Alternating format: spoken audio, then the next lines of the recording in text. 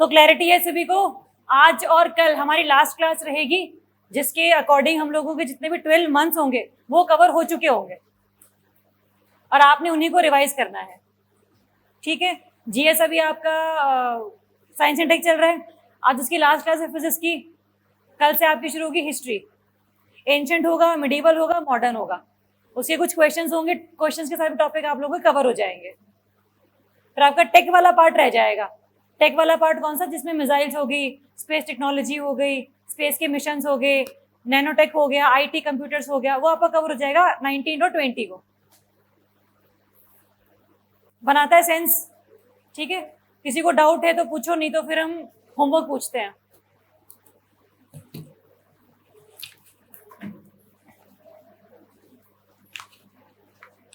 Homework, हाँ जी, मुझे DDLJ सुना।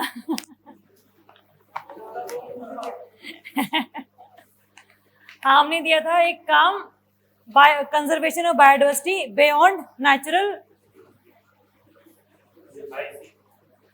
Beyond national jurisdiction, not natural jurisdictions. ठीक है, इसमें क्या था, क्या सिस्टम रहेगा? यार ये पंखा बंद कर दोगे?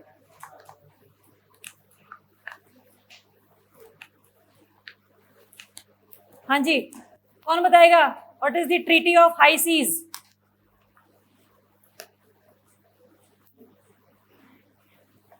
कौन बताएगा? Which how much area is for the exclusive economic zone? 200 nautical miles. Nautical mile में कितने किलोमीटर्स होते हैं? 1.852 किलोमीटर्स। ठीक है, इंडिया का जो टेरिटोरियल वाटर्स होंगे वो कितने नॉटिकल माइल्स तक रहेंगे? 12 नॉटिकल माइल्स। कंटिगुअस जोन कहां तक रहेगा?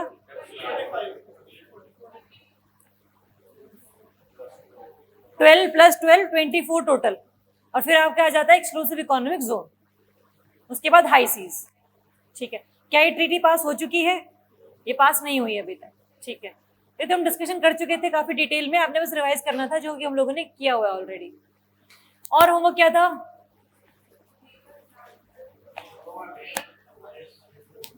कौन से अवार्ड? राजीव गांधी खेल रत्न अवार्ड, जिसका नाम चेंज हो चुका है मेजर ध्यानचंद खेल रत्न अवार्ड। कितने लोगों को मिला है टोटल? ये 12 लोगों को मिला है, 12 लोगों को मिला है, जिसमें से कोई 6 के नाम बता दो फटाफट। नीरज चोपड़ा, रवि कुमार दहिया, मिताली राज, अभिनव बिंद्रा, अवनी लेखारा, मनप्रीत सिंह, सुनील छेत्री, प्रमोद भगत। कौन से उसमें है ये? बैडमिंटन में। कृष्णा कौन? पैरालंपिक्स में। कृष्ण राघव नागर, कृष्ण नागर। 6 पूछे थे, बहुत। सबर। हाँ, याद किए सभी ने? किस किसने 12 नाम देखे हैं? लिखे हैं?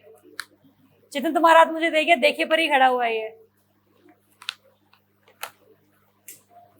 और बताओ, और क्या दिया था होमवर्क? कन्मिंग डिक्लेरेशन, ये तो हम लोगों ने कर ली थी, इसमें तो कोई खास चीज है नहीं। कहां पर है कन्मिंग? चाइना और जापान? चाइना। ठीक है, और कुछ दिया था? हाँ जी,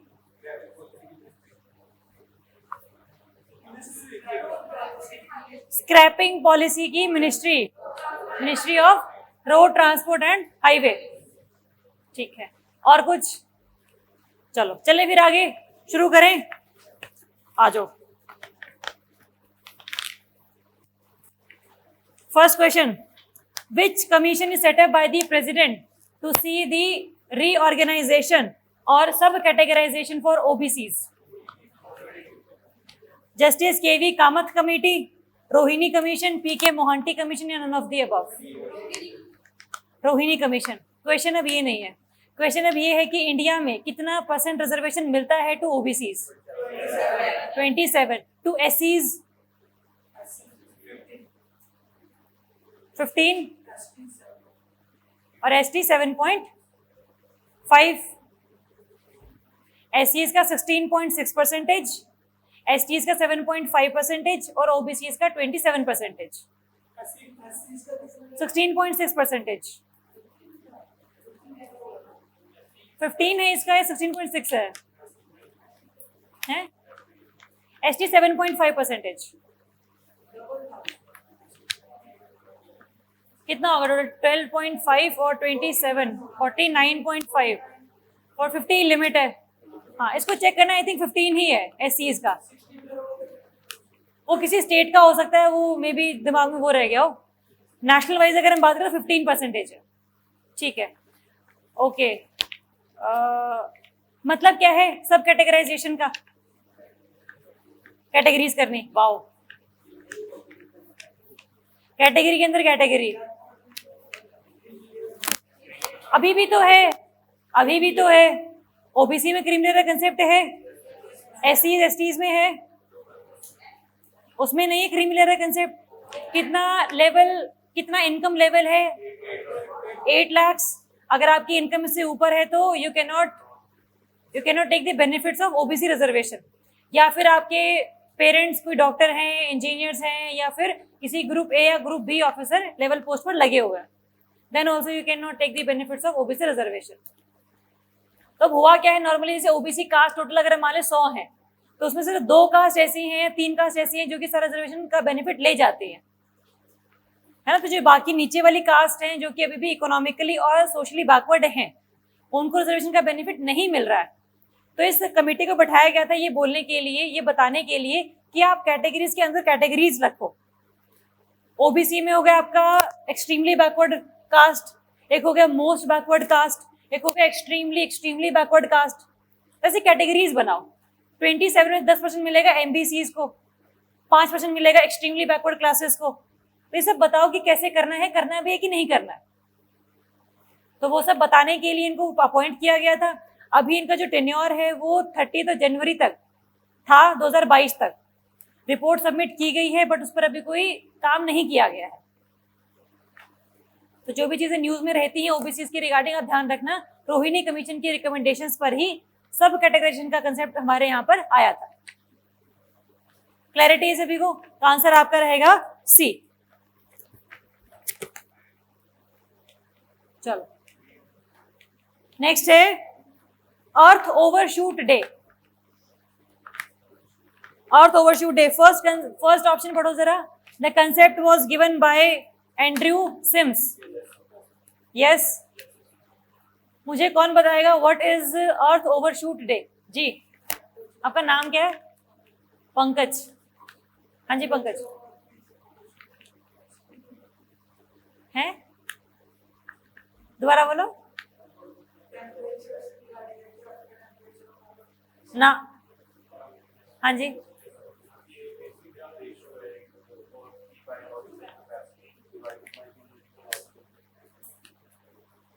ठीक है।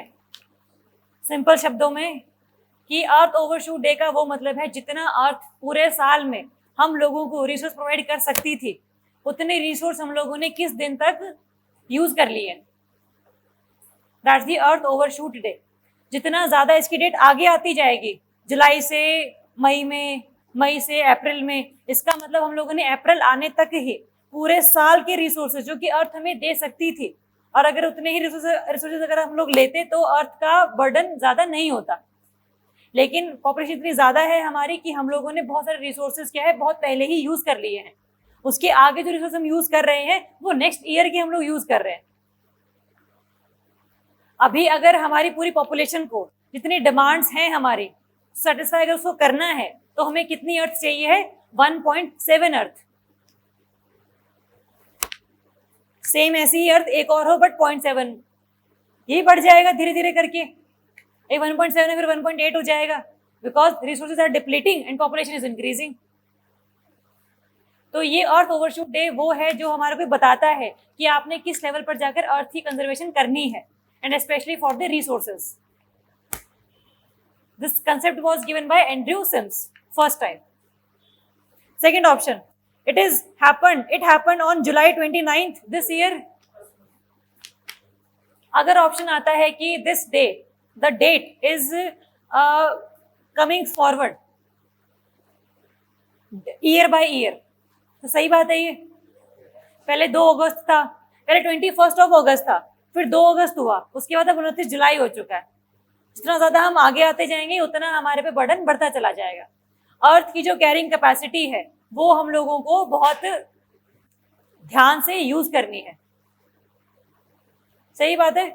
चले आगे, तो इसका आंसर है आपका सी। क्वेश्चन अब ये है कि ये सब जो अर्थ ओवरशूट डे है ये मनाता कौन है और इसके सिग्निफिकेंस के बारे में कैंपेन्स कौन चलाता है? Global footprint network, okay. और world wildlife fund for nature, लिखो।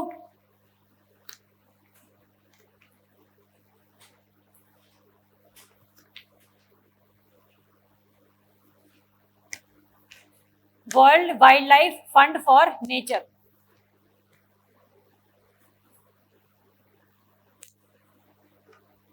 जो ग्लोबल फुटप्रिंट नेटवर्क है that is basically the partner for launching the campaigns throughout the world. जो एंड्रयू सिम्स हैं ये एक ऑर्गेनाइजेशन के पार्ट है जिसका नाम है New Economics Foundation. Andrew Sims is the member of New Economics Foundation plus Global footprint Network, इकट्ठे मिलकर ये कैंपेन चलाते हैं पूरा का पूरा पूरे वर्ल्ड में अवेयरनेस क्रिएट करने के लिए।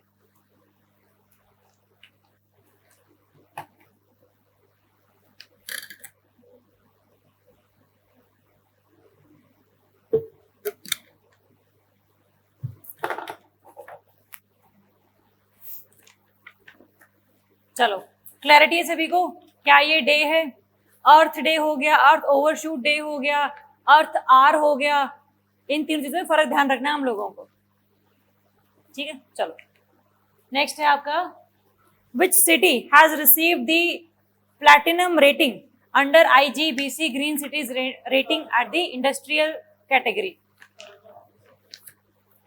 विशाखापट्टनम है, कांडला है, सूरत है या फिर none of the above? Kandla कौन से स्टेट में है? गुजरात में है। क्या मतलब IGBC ग्रीन सिटीज रेटिंग का?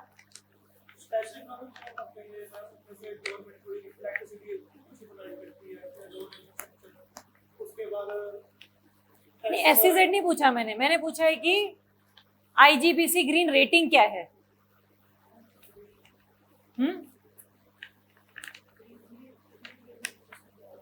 जितनी ग्रीनरी जिस सिटी में ज्यादा होगी,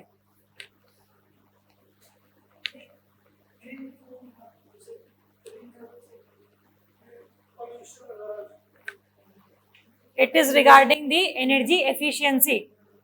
इंडस्ट्रीज में जो भी इलेक्ट्रिसिटी आ रही है वो कहाँ से आएगी? रिन्यूएबल एनर्जी से आएगी।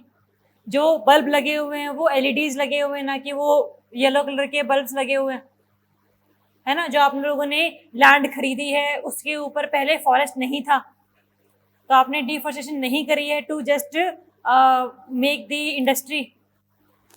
जब आप वहां पर काम करते हो, कंस्ट्रक्शन करते हो किसी भी तरीके का, तो डस्ट उतना नहीं उड़ता है, इतना पोल्यूशन क्रिएट होता है, वो अल्टीमेटली आप उसको स्टोर कर लेते हो कार्बन सिक्वेस्ट्रेशन के थ्रू, है ना। वही मतलब बेसिकली सारा इसका। तो अगर ये सिटी सारे काम कर रही है, अदरवाइज होता क्या है, this is the category for residential plus industrial.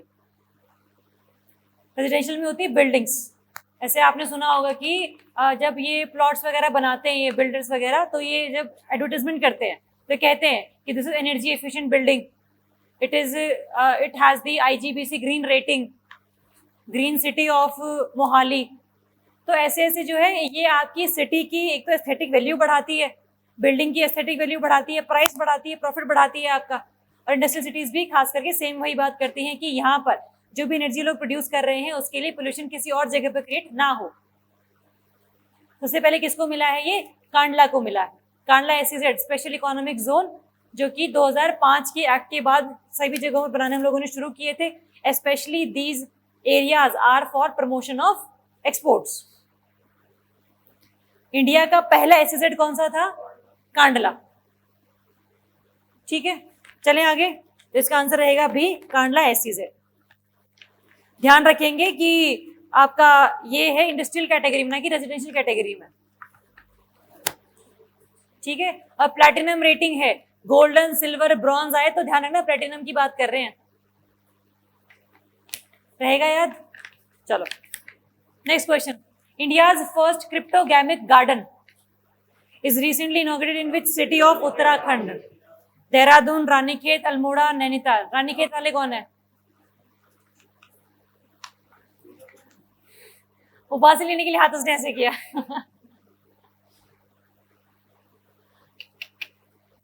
Ranikhet, Dehradun. Dehradun कितने लोग हैं? बाकी जो रानीखेत के भी नहीं है, देहरादून के भी नहीं है, नोटा तो नहीं है इसमें? नोटा नहीं है, सारे शहर उत्तराखंड में ही है। आंसर है इसका देहरादून, रानीखेत नहीं है। क्वेश्चन लेकिन अब ये है कि what do you mean by cryptogams? Without seeds, reproduction without seeds, ठीक है, okay. For example algae, L G नहीं, algae, lichens, lichen, mosses, cactus, cactus नहीं है भाई, लाइकन्स हैं। लाइकन इज दी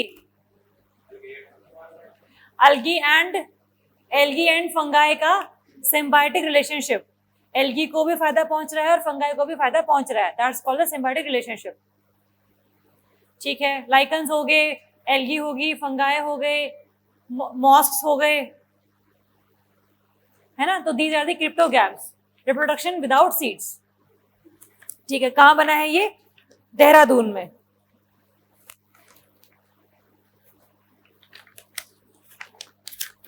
चलो नेक्स्ट क्वेश्चन है, international tiger day. First option 19 जुलाई को मनाया जाता है at the for the anniversary of Saint Petersburg tiger summit of 2020। क्या क्या गलत है इसमें?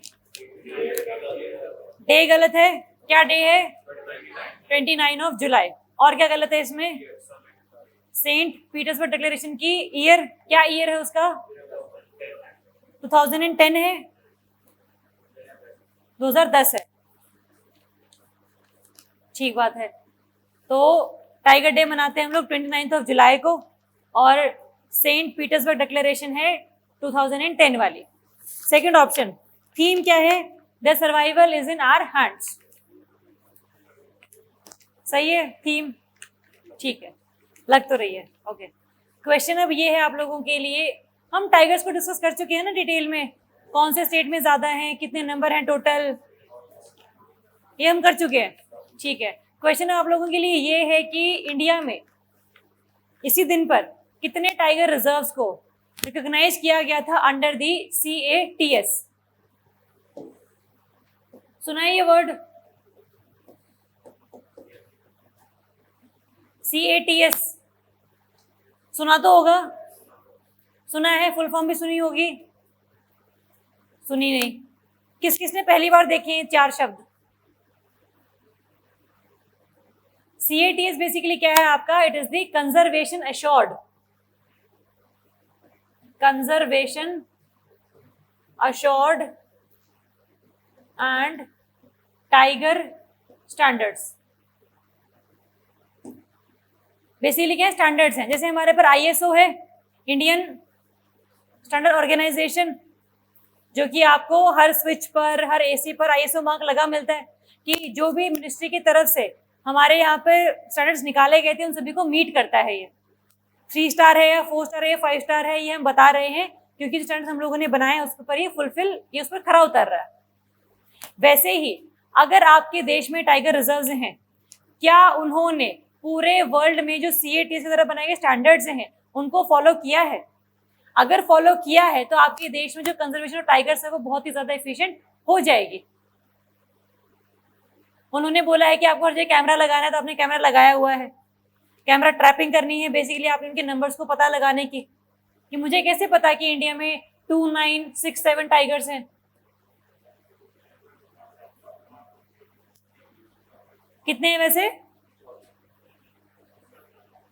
हैं? इतने ही हैं? इतने ही हैं। तो मुझे कैसे पता? ये मैंने कैमरा रिकॉर्डिंग करी होगी, कैमरा ट्रैपिंग की होगी, उनके जो पग मार्क्स होंगे उनको मैंने देखा होगा, उनके रहने के लिए इकोसिस्टम जो होगा बढ़िया होगा। जो टाइगर्स होते हैं मेनली कहाँ रहते हैं? ग्रासलैंड्स में रहते हैं।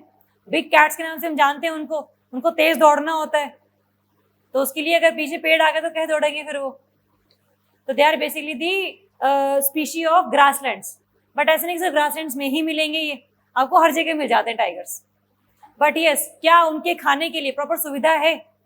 प्रॉपर फॉक्स, प्रॉपर हर्बीवोरस वहां पर अवेलेबल हैं?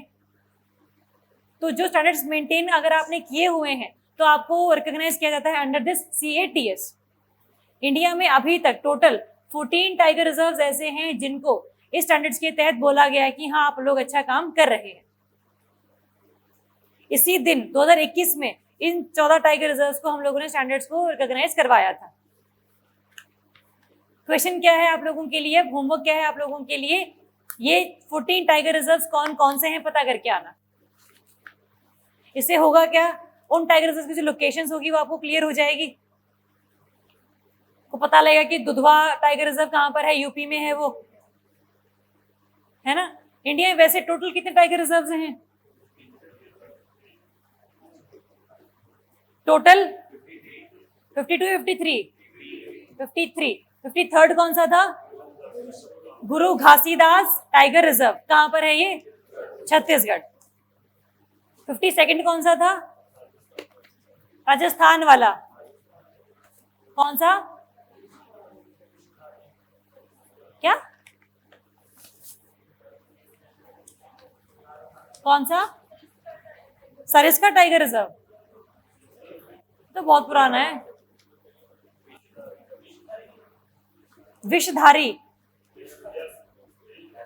ऐसा कुछ ना जरूरत नहीं याद करने की। 50 कोई नहीं पूछेगा, 53rd पूछेगा कोई पूछेगा तो। ठीक, चलो तो क्या है इसका आंसर? 2 only, B. पूरे वर्ल्ड में कितने टाइगर रेंज कंट्रीज हैं? 20, 13। टाइगर रेंज कंट्रीज कितने हैं पूरे वर्ल्ड में जहां पर टाइगर्स मिलते हैं हमें? नंबर इन्होंने बोला है 13, दो ने बोला है 13, बाकी सब 14। 14 कौन है? किसी ने तो बोला है यहां से 13 ही बोला है। आवाज आ रही है लेकिन होठ हिलते नजर नहीं आ रहे मुझे किसी के कोई तो बोल रहा है। आंसर 13। क्वेश्चन अब क्या है, वो 13 कंट्रीज कौन कौन सी है? चेतन कितना खुश था, एकदम से उसका शक्ल ही चेंज होगी। ये है अभी टोटल 13 रेंज कंट्रीज। आपको ये नॉर्थ टू साउथ ही याद करनी है क्योंकि फिर लिंक जो है टूट जाता है अदरवाइज। इंडिया के साथ नेपाल है, भूटान है, बांग्लादेश है, म्यांमार है। ये तो हो गए आपके 4 टचिंग कंट्रीज। फिर आ गए आपके म्यांमार के बाद चाइना वाला एरिया भी आ गया, फिर आपका Vietnam, Thailand, Laos, Cambodia. CLTV countries, वो CLTV बोलते हैं, CLTV+M अगर आप म्यांमार को मिला लेते हो तो। फिर है मलेशिया, इंडोनेशिया और आपका ब्रुनेई वाला एरिया।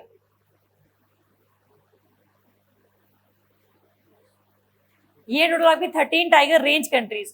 पेपर में क्वेश्चन आता है which of the following countries have not the presence of tigers. तो अगर इन 13 के अलावा कोई कंट्री आएगी तो आपने उसको गलत मार्क करना है कि उसमें टाइगर्स नहीं है। टोटल 14 टाइगर रिजर्व है जिनको हम लोगों ने CATS के तहत नवाजा है और 13 टाइगर रेंज कंट्रीज है जिसमें टाइगर्स आपको मिल जाते हैं। ठीक है, चलें आगे। चलो, project bold, bamboo oasis on lands in drought. जो बैम्बू है उसको उगने के लिए टेम्परेचर और रेनफॉल कैसा चाहिए है? टेम्परेचर कैसे चाहिए, ज्यादा या कम? बहुत ज्यादा, बहुत ज्यादा, 100 डिग्री सेल्सियस। ज्यादा भी रेंज भी होती होगी, किसी के लिए 25 डिग्री पे ज्यादा होता है, 30 से 40, ऐसी रेंज बताइए पंकज ने कि मना कर ही नहीं सकते, न कम है न ज्यादा है। तो कहने का मकसद है अराउंड 25 टू 40 डिग्री सेल्सियस को चल जाता है। रेनफॉल चाहिए होती है इसको बहुत ज्यादा?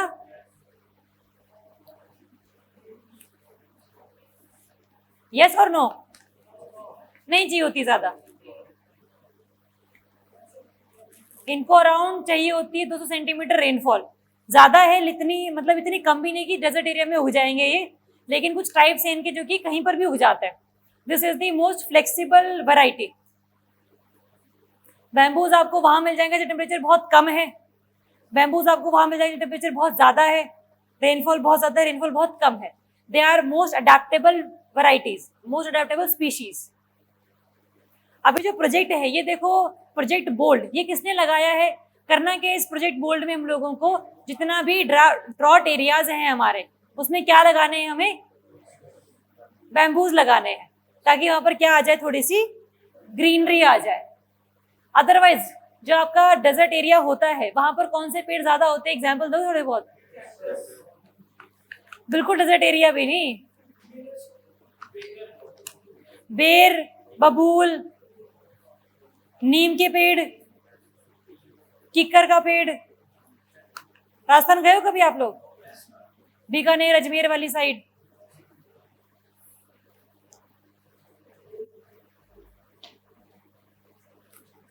वहां पर मिल जाएंगे बहुत सारे नीम और किक्कर के पेड़। हरियाणा में बहुत किक्कर के पेड़ हैं। हरियाणा में बारिश कैसी होती है, कम या ज्यादा? कम ही होती है। अगर कम किसके कंपैरिजन में? Comparison to the north eastern India. ज्यादा किसके कंपैरिजन में? थार डेजर्ट के कंपैरिजन में। तो नथिंग इज मोर और less, everything is in comparison. ठीक है, चलो आ जाओ फिर। इसका आंसर क्या है? आंसर तो बता दो, किसने किया है ये सब? Khadi and village industries commission. किसने चलाया ये? करना है चलो, इसका आंसर आपका KVIC. KVIC comes under the ministry of MSME. सहमत है सारे? ठीक है, चलो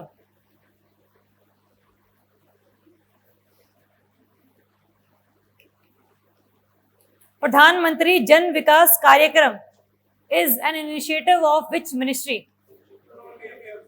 health and family welfare, minority affairs, women and child development, या फिर NOTA? Minority affairs. Jan Vikas Karyakram है A health and family welfare, जी ए, बी, सी? मुझे गैप्स नहीं फिल करने यहाँ पे कि ए के बहुत हो गए, सी भी बोल दो कोई। 100%। क्या नाम है आपका? भरत। आपका नाम भरत है? भारत आया आज? भारत नहीं आया। अच्छा, हाँ, आंसर है इसका ministry of minority affairs. Ministry of minority affairs. Question लेकिन अब ये है कि ये है क्या?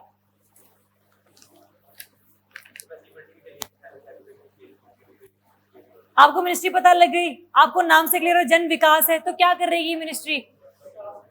विकास करेगी। विकास कैसे करेगी? Holistic development, comprehensive inclusion, health, education, skills, employment, ये सब जब प्रोवाइड होगा तभी तो किसी कम्युनिटी का डेवलपमेंट होता है। ठीक है, तो ध्यान रखना है, इसको देखकर लगता है कि मिनिस्ट्री ऑफ स्किल डेवलपमेंट की तरह चलाई गई स्कीम होगी, बट ये है नहीं। आपने विकास के ज्यादातर जन पर ध्यान देना है। ठीक है, the word Harijan was used by Mahatma Gandhi for the backward classes. तो आप ऐसे भी याद कर सकते हो, माइनॉरिटीज जो है हमारे देश में थोड़ी सी इकोनॉमिकली बैकवर्ड है। फॉर एग्जाम्पल मुस्लिम्स है ना, क्रिश्चियंस तो नहीं है, पारसीज भी नहीं है, माइनॉरिटीज ये हैं लेकिन इकोनॉमिकली बैकवर्ड नहीं है ये। पारसी अगर गरीब होगा कोई तो उसकी महीने की तनख्वाह कम से कम 1 लाख होगी और वो गरीब है। तो कहने का मकसद है कि every minority community is not poor और economically backward, but yes most of them are. तो याद करने के लिए आप इस तरीके से इसको याद कर सकते हो। चलो आ जाओ,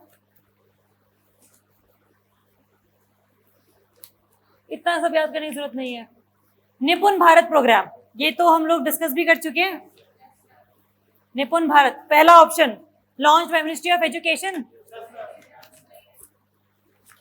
ठीक है यूनिक, तुम भाग रहे हो, क्यों हो रहे हो? क्वेश्चन को खत्म कर दोगे। Second option, the target is that every child in the country necessarily attains foundation literacy and numeracy by the end of grade 3 by 2026 to 27। निपुण भारत का बेसिकली मतलब है कि वो बच्चे जिनका बेस ही नहीं बना हुआ पढ़ने लिखने का, जिनको 1 2 3 लिखना नहीं आता, जिनको डिवीजन करना नहीं आता, जिनको मल्टीप्लिकेशन करना नहीं आता, वो आगे लाइफ में क्या चीजें सीखेंगे उसी पर डाउट है हमें। तो इसीलिए अगर आपको अपना फ्यूचर संभालना है तो आपको क्या करना पड़ेगा, पहले अपने जो बच्चे हैं उनको सुधारना पड़ेगा। सुधारोगे कैसे? By providing them education, providing them guidance. तो एक ओवरऑल हम लोगों ने कैंपेन चलाया जहां पर हम लोग क्या कोशिश करेंगे कि वो बच्चे जो कि अभी छोटी क्लासेस में हैं उनको हम लोग पढ़ना लिखना सिखाएंगे, रीडिंग विद अंडरस्टैंडिंग। एक होता सिंपल रीडिंग, एक होता रीडिंग विद अंडरस्टैंडिंग। तो हमें सेकेंड कंपोनेंट पर ध्यान ज्यादा देना है। और ये भी ऑप्शन सही है कि ग्रेड 3 क्लास 3 तक के बच्चे हम लोगों को कवर करने हैं और टारगेट ईयर भी हमारा ठीक है 2025 से लेकर 2026। क्वेश्चन अब ये कि कितनी एज के बच्चे जो है हम लोग इसमें कंसिडर कर रहे हैं। एज 3 to 9, 3 to 6 नहीं होगा, 3 to 9 ईयर के जो बच्चे हैं वो हम कंसिडर कर रहे हैं। दैट हम लोग, हमारा जो फोकस रहेगा वो इन बच्चों पर रहेगा। मुझे बताओ कि इस पूरे प्रोग्राम को इम्प्लीमेंट कौन करेगा? मिनिस्ट्री तो हो गया, मिनिस्ट्री ऑफ एजुकेशन। इसके अंदर एक डिपार्टमेंट है, लिखेंगे डिपार्टमेंट ऑफ स्कूल एजुकेशन। देखो department of school education and literacy.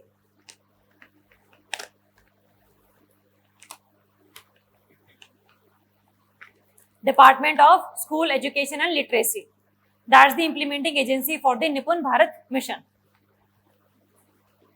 Important है ये। निपुण भारत मिशन हो गया, आपका NILP हो गया, न्यू इंडिया लिटरेसी प्रोग्राम, वो भी सेम ही तरीके से बात करता है और दोनों में अलग अलग चीजें हैं। सबको क्लैरिटी है न्यू इंडिया लिटरेसी प्रोग्राम क्या है? 15 ईयर कॉम्प्रिहेंसिव एजुकेशन, इलिटरेट हैं जो, है ना।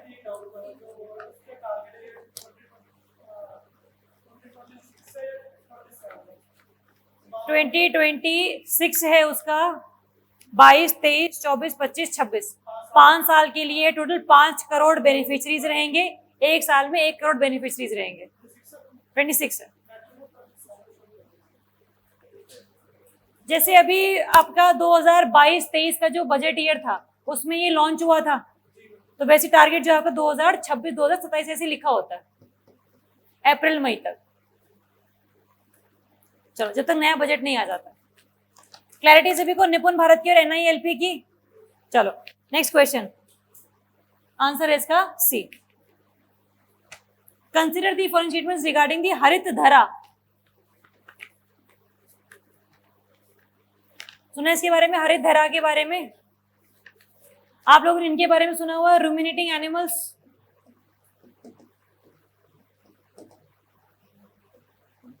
क्या होते हैं ये?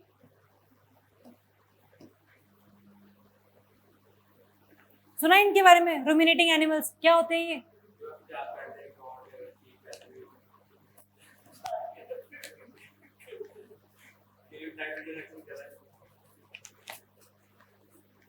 जो एनिमल जुगाली करते हैं, जुगाली करने वाले जो एनिमल्स होते हैं उनको रूमिनेटिंग एनिमल्स बोलते हैं, जिनका जो सिस्टम ऑफ डाइजेशन है वो थोड़ा सा अलग होता है एज कम्पेयर टू दूसरे एनिमल से। जैसे बफेलो हो गया, काऊ हो गया, तो these are the ruminating animals.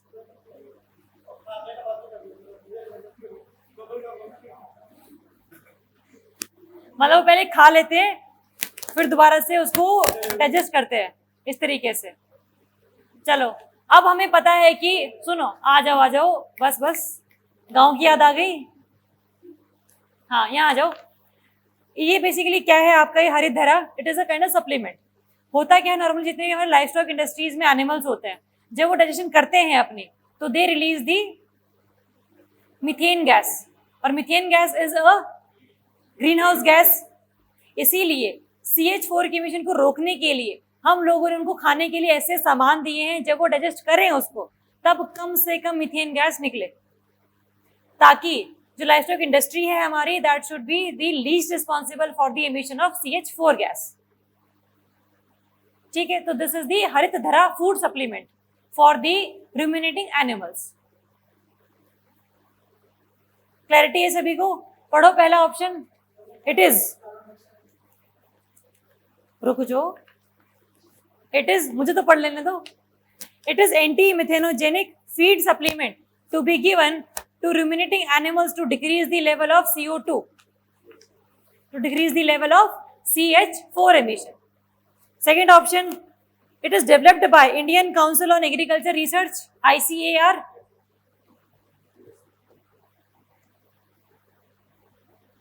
हाँ या ना, कितने हाँ के हक में? जय Hind. Yes, it is developed by ICAR. But पहला ऑप्शन गलत है क्योंकि हम CH4 की बात कर रहे हैं। तो ये सप्लीमेंट क्या है आपको क्लैरिटी होनी चाहिए। ठीक है, चले आगे। चलो, India's first green hydrogen mobility project will be set up in which state और यूटी? लद्दाख, HP, JNK या फिर उत्तराखंड? लद्दाख। कितने हक में है लद्दाख के? शाबाश, लद्दाख। तो हम करेंगे क्या इसमें, टारगेट क्या है हमारे, कैसे करेंगे, कौन इसके लिए रिस्पॉन्सिबल रहेगा, वो मुझे बताओ।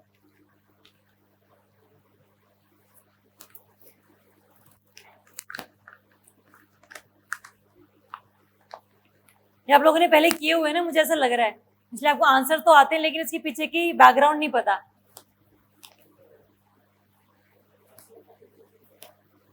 सीरियस वालों ने किए हुए, सीरियस वालों ने, मजाक कर रहे। हाँ, तो क्या है, क्या करेंगे इसमें हम लोग? देखो नाम से ही क्लियर है, green hydrogen mobility project. Mobility का मतलब कि जितने भी हमारे ट्रांसपोर्ट व्हीकल्स होंगे उनको हम चलाएंगे ऑन हाइड्रोजन फ्यूल। ठीक बात है। हमारा टारगेट ये है कि लद्दाख में जो ये नेचुरल ब्यूटी बनी रहे, इसीलिए डीजल और पेट्रोल के जो व्हीकल्स होंगे उनको हम खत्म कर देंगे, और खास करके हम शुरुआत कर रहे हैं फ्रॉम द पब्लिक ट्रांसपोर्ट। हम लोग कम से कम 5 नई बसेस लेकर आएंगे जो कि किस पर चलेंगे, हाइड्रोजन फ्यूल पर चलेंगे। हाइड्रोजन फ्यूल जब लगता है तो इमिशन होता है कुछ पीछे, पोल्यूशन होता है पीछे कुछ, क्या रिलीज होता है लास्ट में? H2O, वो इवेपोरेट हो जाएगा।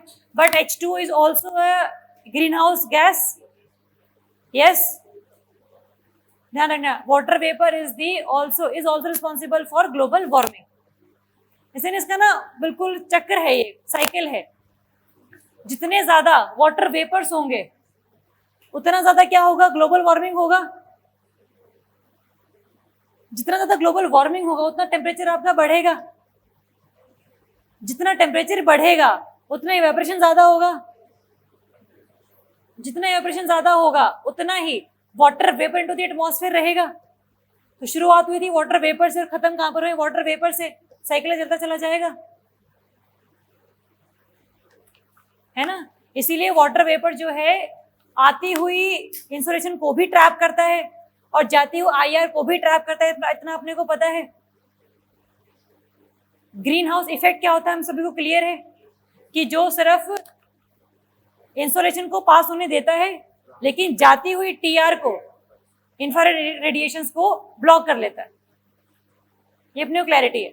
लेकिन वाटर वेपर अलग है, ये दोनों को, सोलर वाली एनर्जी को भी और TRs को भी, दोनों को ये अब्सॉर्ब कर लेता है। तो डबल रिस्पॉन्सिबल है ये। ठीक है, तो इसका आंसर क्या रहेगा आपका, Ladakh.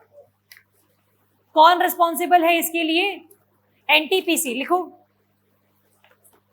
NTPC national thermal power corporation limited, national thermal power corporation NTPC limited and REL renewable energy limited and renewable energy limited, these both organizations are responsible for this green hydrogen mobility project.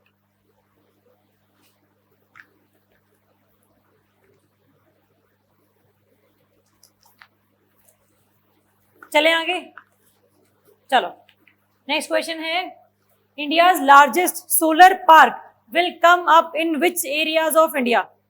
Run of Kutch, Pachmarhi valley, Chennai या फिर Puga valley? Run of Kutch. कितने सहमत है run of Kutch से? शाबाश, run of Kutch is the right answer. Puga valley कहाँ है?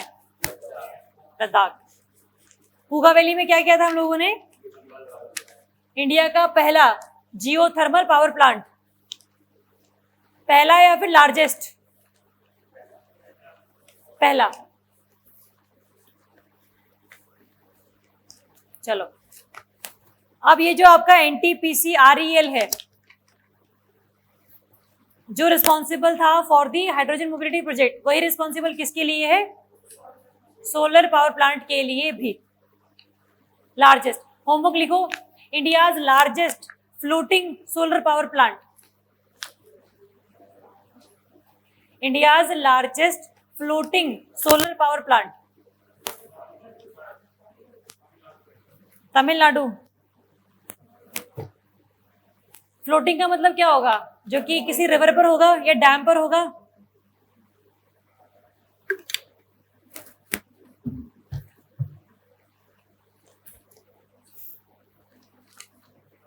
चलो इसकी कैपेसिटी लिखो, 4.75 गीगावाट, 4.75 गीगावाट।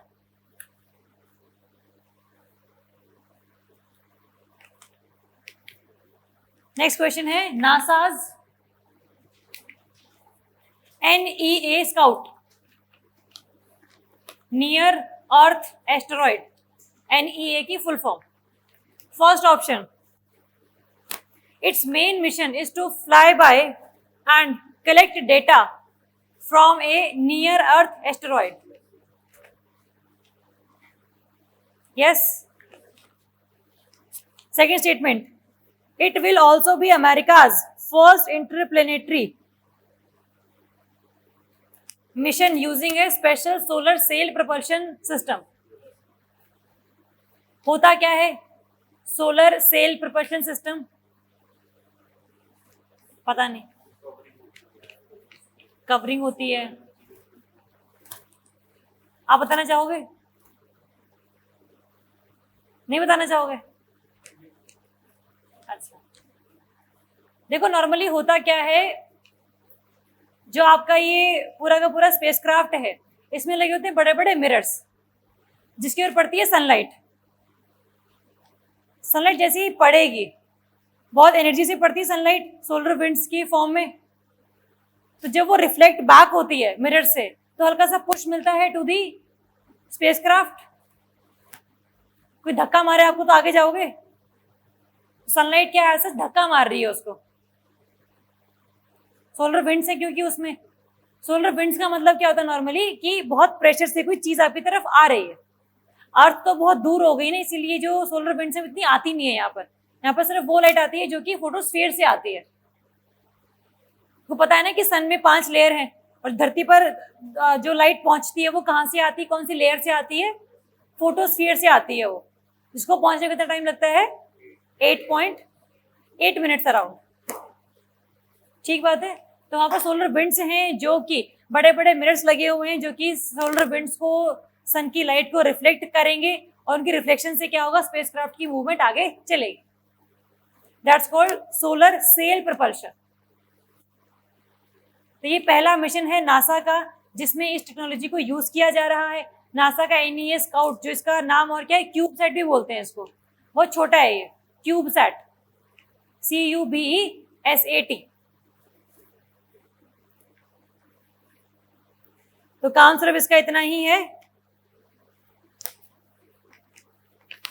काम सिर्फ कितना है इसका कि उसको एस्ट्रॉइड से निकलना है, फोटो खींचनी है और आगे चले जाना। फ्लाई बाय का ये मतलब होता है, फ्लाई कर रहा है और बाय बाय बोल रहा है कि हाँ मैं जा रहा हूं यहां से, बट फोटो खींच के जाऊंगा। ठीक है, चलो नेक्स्ट क्वेश्चन करें। इसका आंसर क्या रहेगा? C, both 1 and 2।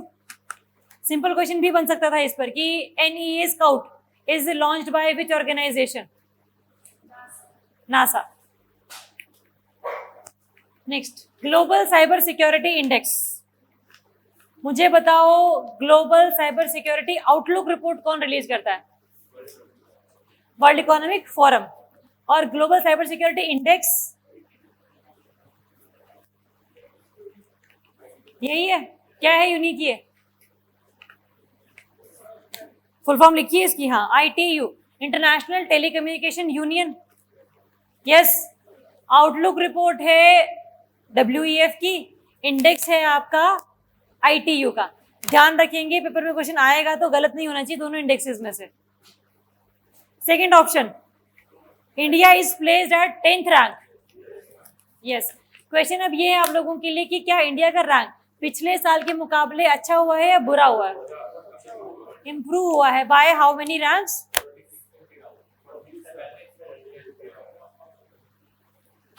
37 रैंक ऊपर आए हैं हम लोग।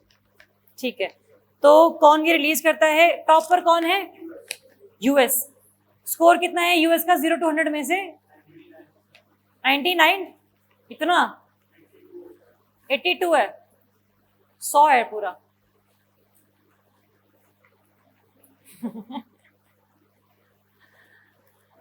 टोटल फुल मार्क्स है USA की ग्लोबल साइबर सिक्योरिटी में, आपको हम मतलब बीट कर ही नहीं सकते। क्वेश्चन अब ये कि पैरामीटर्स कौन कौन से हैं पता लगाने के लिए कि कौन सा देश साइबर सिक्योर है या नहीं है। लिखो पैरामीटर्स।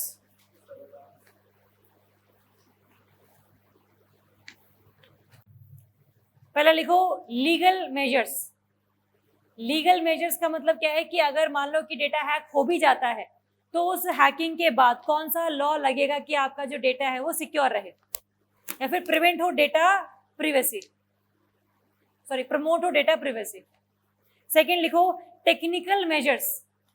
टेक्निकल मेजर्स कि क्या आपके देश में टेक्नोलॉजी है कि हम लोग क्या कर सकें, डेटा को हैक होने से बचा सकें, डेटा को लीक होने से बचा सकें। थर्ड है आपका organisational major.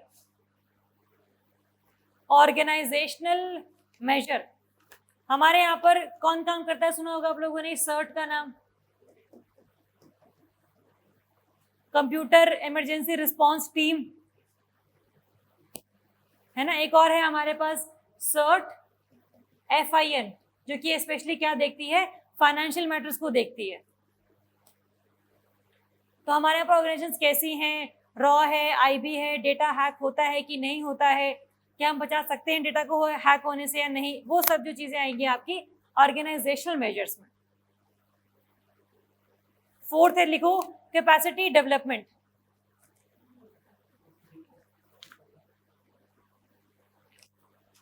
Capacity development, capacity development of whom? Of organizations, individuals, intelligence agencies, and last है आपका फिफ्थ कोऑपरेशन। इन सब के बावजूद लॉ भी बना दिया, टेक्नोलॉजी भी लेकर आ गए, ऑर्गेनाइजेशन ने अपने आप में चेंज भी कर दिया, कैपेसिटी भी डेवलप कर ली, लेकिन जब तक दोनों ऑर्गेनाइजेशन के बीच में कोऑपरेशन नहीं है तब तक बात नहीं बनेगी। तो we need cooperation as well. Clarity से भी को 5 पैरामीटर्स हैं। आपके इंडिया का रैंक 10th है, ITU ने इसको रिलीज किया है, हमारा रैंक इंप्रूव हुआ है और फर्स्ट रैंक पर है आपका USA। ठीक है, चले आगे। चलो next question, which countries emission trading scheme has become the largest in the world? China, US, EU and none of the above?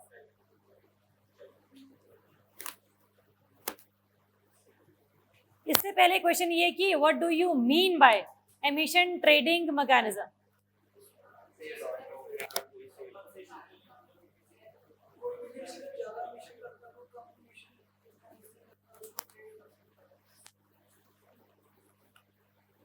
Okay, और देखो नॉर्मली होता क्या है, जब हम लोगों ने ये देखा था क्योटो प्रोटोकॉल, मैंने आप लोगों को बताया था कि जो टारगेट्स हैं वो सिर्फ और सिर्फ किस पर बाइंडिंग है? Targets are binding for the developed countries, and developing countries के लिए कोई टारगेट नहीं था। लेकिन कुछ ना कुछ मैकेनिज्म तो रहा होगा उनके लिए भी कि आपने अपने देश में इतने साल में सिर्फ और सिर्फ 50 टन ऑफ CO2 को ही रिलीज करना है। टारगेट तो दिया होगा, अचीव ना करना कंट्री की मर्जी है, लेकिन कोशिश तो आप कर ही सकते हो। लेकिन डेवलप्ड वालों को क्या है कि आपने 15 टन ऑफ CO2 से ज्यादा कार्बन एमिशन करने ही नहीं है। That's the binding target. और डेवलपिंग वालों को जो टारगेट्स मिलते थे वो बहुत ज्यादा होते थे, क्योंकि उनको देखकर लगता है कि उनको जरूरत है टारगेट्स को ना मीट करने की, क्योंकि वो अचीव कर भी नहीं पाएंगे। इसीलिए अगर डेवलप्ड कंट्रीज को अपने सारे टारगेट अचीव करने हैं, लेकिन टेक्नोलॉजी उनके पास नहीं है, उनके पास भी इतनी अच्छी नहीं है, तो क्या करेंगे वो लोग? जो टारगेट है ये वाला 50 टन ऑफ CO2 का मतलब क्या है? 50 carbon credit. 50 carbon credit, 1 carbon credit is equals to 1 ton of CO2। ये कार्बन क्रेडिट जो है बेसिकली सभी कंट्रीज को दिए जाते थे, और अगर किसी कंट्री को अपना टारगेट अचीव करना है या फिर वो शॉर्ट पड़ रही है, उसको सिर्फ 15 करने थे, उसने 20 कर लिए, अब 5 क्या करेगा? डेवलप्ड वाले से खरीद लेगा। इसका टारगेट पूरा हो गया, इसको पैसे मिल गए। इस पैसे को कहाँ लगाएगा ये? To develop the technologies, to develop the research. दोनों को फायदा पहुंच गया। As a world, as an earth फायदा पहुंचा। एज द अर्थ को फायदा पहुंचा इस चीज से। जो एमिशन डेवलपिंग कंट्रीज में होने थे वो एमिशन कहाँ हो रहे हैं? डेवलप्ड में हो रहे हैं। तो ये तो है नहीं कि अर्थ आधी सही रहेगी आधी खराब हो जाएगी, अर्थ तो पूरी खराब होगी इकट्ठी। एक जगह पर किया गया पोल्यूशन हर जगह पर नुकसान देता है। इसीलिए इसको मैकेनिज्म को ध्यान में रखते हुए देखा गया था कि this is not a feasible mechanism, क्योंकि बहुत सारी इसकी लिमिटेशंस हुआ करती थी। ऐसे ही जैसे कंट्री वाइज हमारे पास ये है ना, टन्स ऑफ CO2 रिलीज कर सकते हैं, वैसे ही आपका कंट्री में कंपनी वाइज, इंडस्ट्री वाइज आपको कार्बन क्रेडिट्स दिए जाता है कि आप मैन्युफैक्चरिंग इंडस्ट्री के हो, आप सीमेंट के हो, आप आयरन के हो, आप कोल के हो, आपको इतने हम लोग CC दे रहे हैं। अगर आपने इससे ज्यादा लिए, इससे ज्यादा यूज किए, तो आप क्या कर सकते हो? आप इस शेयर मार्केट में आओ, जो क्रेडिट्स हैं उनको बेच लो या खरीद लो, आपका टारगेट पूरा हो जाएगा, दूसरी कंपनी को पैसे मिल जाएंगे। तो एक ऐसा मैकेनिज्म जो कि शुरुआत किया है आपका चाइना ने, ये बन चुका है पूरे वर्ल्ड का सबसे लार्जेस्ट एमिशन ट्रेडिंग मैकेनिज्म, जहां पर पूरे वर्ल्ड की जो कंपनीज हैं अपने टारगेट्स को अचीव करने के लिए CCs को सेल करती हैं या फिर बाय करती हैं। Just like the shares, now the CO2 has become the commodity, जिसको आप बेच सकते हो, जिसको आप खरीद सकते हो। ठीक बात है, चलें आगे। चलो, आंसर है इसका China. India and Asia's first national dolphin research centre is to be set up. Bihar, Uttar Pradesh, Punjab या फिर आसाम? बिहार। इंडिया की पहली डॉल्फिन सेंचुरी वाल्मीकि,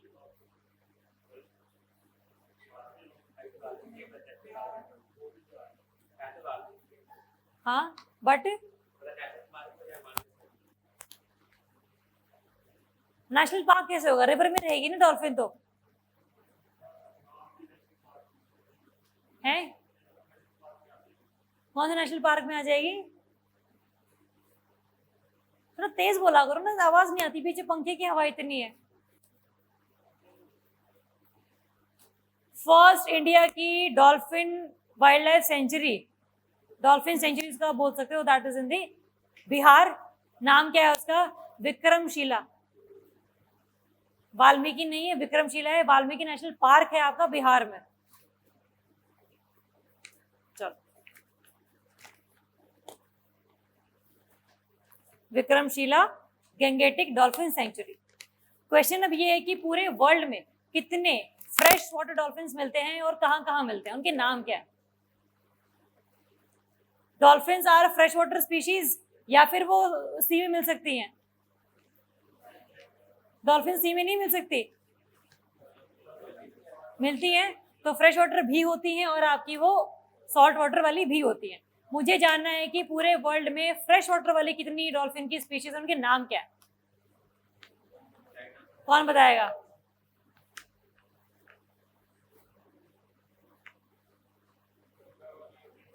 गंगा वाली पता है, गंगा में एक उसका नाम क्या है, गंगेटी डॉल्फिन।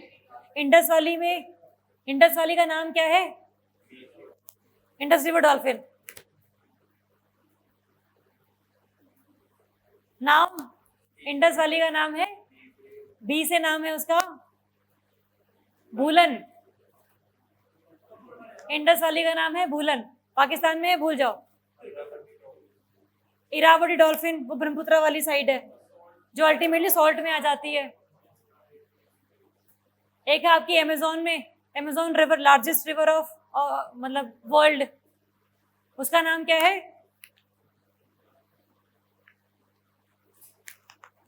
अमेजोन रिवर डॉल्फिन, ये मत बोलना आप। बोडो, बोडो है या बोटो है? बोटो। और एक मिलती है आपकी चाइना की यांगत्से रिवर में। Yangtze river is India China's largest river, इसका नाम क्या है? बाईजी, BAIJI, बाईजी। वो भाई वाला भाई नहीं। इंडिया वाले का नाम गंगेटी डॉल्फिन, इंडस वाले का नाम भूलन, यांगत्से वाले का नाम बाईजी और अमेजोन वाले का नाम बोटो। These are the 4 freshwater dolphin species and varieties. Dolphin comes under the which categories of IUCN? Vulnerable और endangered? अब तुम कहोगे इसमें एन था, उसमें एन था, हमने ऐसे याद किया था। Vulnerable है वो, dolphin is in the vulnerable category. Schedule 1 of WPA। बढ़िया, चलो नेक्स्ट आ जाओ फिर। which animal is India's national aquatic animal? Dolphin. Which animal in India is national heritage animal? Elephant.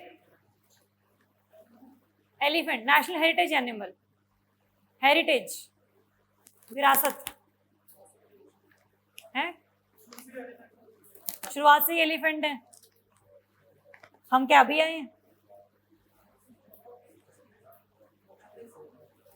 याद करने के लिए, ठीक है। चले आगे, चलो नेक्स्ट क्वेश्चन करवा जाओ। सी स्नॉट, सुना है इसके बारे में? फर्स्ट ऑप्शन पढ़ो जरा। इट इज अ फिल्मी लेयर, सॉरी फिल्मी कह रही हूँ, स्लीमी लेयर।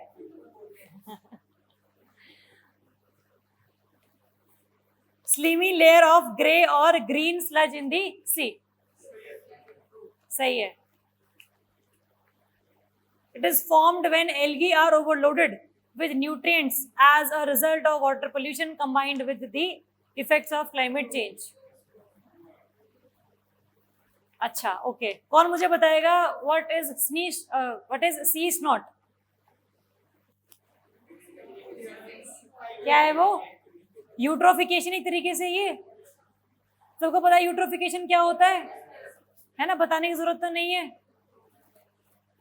यूट्रोफिकेशन सिंपल, जब आपके लेक में, आपके वाटर एरियाज में ज्यादा amount of nitrogen plus phosphorus आ जाता है, जिसकी वजह से जो एल्गी है वो ओवरलोड हो जाती है, उसकी प्रोडक्शन बढ़ जाती है, तो अल्टीमेटली वो पूरा का पूरा लेयर जो है वो कवर कर लेती है वाटर की।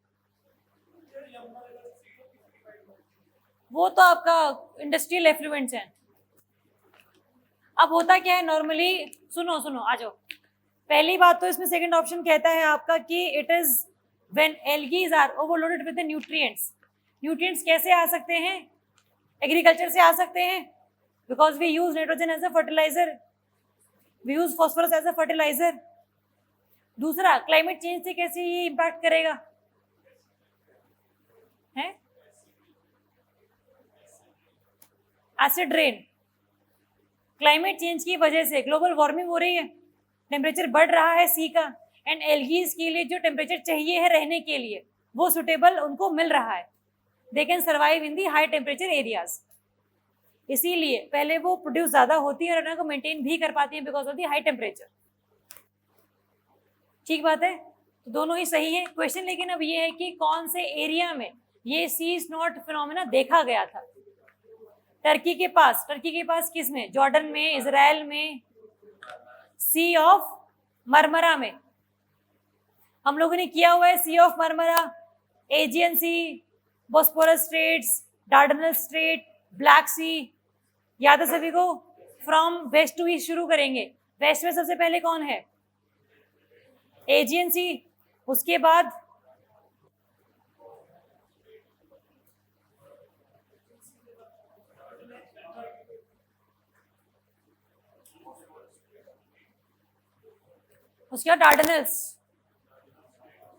डार्डनल स्ट्रेट, उसको जोड़ती है सी ऑफ मरमरा से। तो सी ऑफ मरमरा को ब्लैक सी से कौन जोड़ता है? Bosporus straight. ठीक है, तो ध्यान रखेंगे इसको। ब्लैक सी को टच करती कितनी कंट्रीज हैं टोटल? 6। क्या बनाया था हमने निमोनिक? टी बर्गर, काले कलर का बर्गर। सुन के अजीब लग रहा है। आज इसका आंसर क्या रहेगा? ABCD, both C1 and 2। ठीक है, चलो। ऐसा एरिया हो चुका था वहां पर जब ये काफी ज्यादा ये फिनोमेना देखा गया था। काफी amount of algae near the coast of sea of Marmara. Algae सारी की सारी। आप गए 42 की लेक पे, 42 सेक्टर वाली लेक, सुखना नहीं, 42 सेक्टर वाली लेक। वहां देखा आपने ये एल्गी वाला सिस्टम? अब तो पानी नहीं उसमें, पहले हुआ करता था। हाँ पहले, अब तो ग्राउंड बन चुका है वो। हाँ, फोटोज खींच रहे होते लोग वहां। आ जाओ, नेक्स्ट क्वेश्चन आ जाओ। सुरक्षित हम सुरक्षित तुम अभियान, नाम कितना तगड़ा रखा है। First option, launched by Ministry of Health and Family Welfare to be implemented in 112 aspirational districts। No, क्या गलत है इसमें? है नीति आयोग एंड पीरामल फाउंडेशन। सही बोल रहे हैं। आपका नाम क्या है? कुलबीर सही कह रहे हैं। कितने सहमत है लोग? ये मिनिस्ट्री सही है। शाबाश यूनिक, दोस्ती निभाई तुमने। आंसर सही है, it is released bye NITI Aayog and Piramal foundation. लेकिन ये लॉन्च किया क्यों गया था? कोविड के टाइम पर शुरू किया गया था ताकि आपको हॉस्पिटल्स ना जाना पड़े, आपको होम केयर सर्विसेज हम लोग प्रोवाइड कर दे, ताकि ना तो आपको कोरोना हो ना आपसे किसी और को हो। तो वॉलंटियर जितने भी हैं, मेडिकल स्टूडेंट्स हैं या फिर NGOs के बच्चे हैं, वो जाकर घर में इन सब के बारे में होम केयर सर्विस प्रोवाइड कर रहे थे। मेडिसिन देनी, मास्क वगैरह प्रोवाइड करने, ऑक्सीजन सिलेंडर्स को पहुंचाना, ये सब काम किए जा रहे थे उस टाइम पे। दैट मिशन वाज द सुरक्षित हम सुरक्षित तुम अभियान।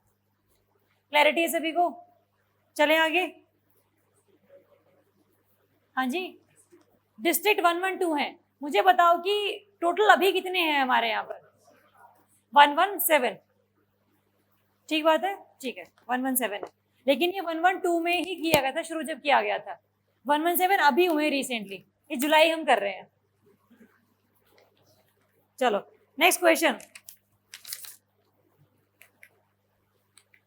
Which country recently adopted Bitcoin as legal tender? Guatemala, El Salvador, Panama या वेनेजुएला? El Salvador. क्या मतलब होता है लीगल टेंडर का? Now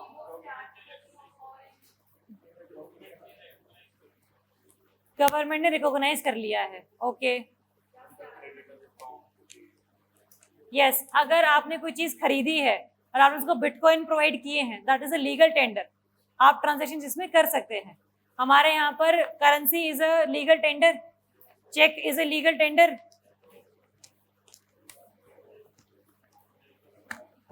is cheque a legal tender? Homework लिखो है। हाँ, होमवर्क लिखो। क्या क्या चीजें considered as a legal tender in India? Coins हैं, आपने चीज खरीदी 1000 रुपए की और सिक्के आ गए 1-1 रुपए के।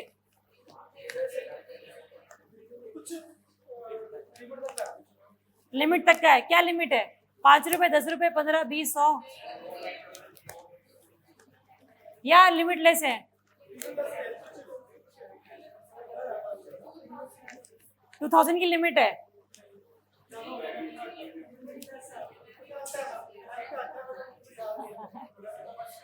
तभी होमवर्क दिया भाइयों बहनों। होमवर्क लिखो, कौन कौन से cheque, coin, cash, currency legal tender होते हैं कि नहीं होते। कंफ्यूजन रहती है, पेपर में क्वेश्चन आते हैं। चेक नहीं होता, अभी तुम कह रहे थे होता है।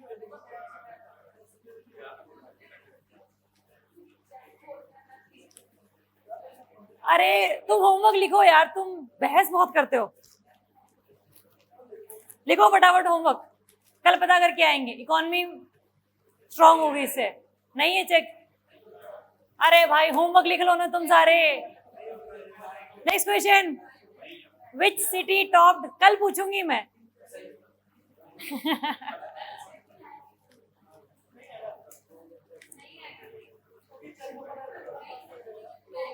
तलवारें कहाँ हैं हमारी? बाहर ईंटें रखी हैं। उठा के लेके आओ, दोनों के हाथों में दो। रिकॉर्डिंग, और रिकॉर्डिंग कैसे होगी फिर? क्वेश्चन पढ़ो। हाँ आ जाओ। Which city topped the economist intelligence units global liveability index of 140 cities around the world? Auckland. Auckland paper में होना चाहिए सही, चाहे ऑकलैंड है, चाहे ऑकलैंड है, चाहे सिंपल ऑक ही क्यों ना है। अब इससे क्वेश्चन बन जाते थे कई सारे, जैसे for example this index is released bye economist intelligence unit, total number of cities 140। क्या इंडिया की कोई सिटी इसमें आई है 140 में? आई होगी, उम्मीद है हमें, है? हाँ जी, आइए कोई इंडिया की सिटी, दिल्ली, मुंबई, नोएडा, गाजियाबाद, मुंबई।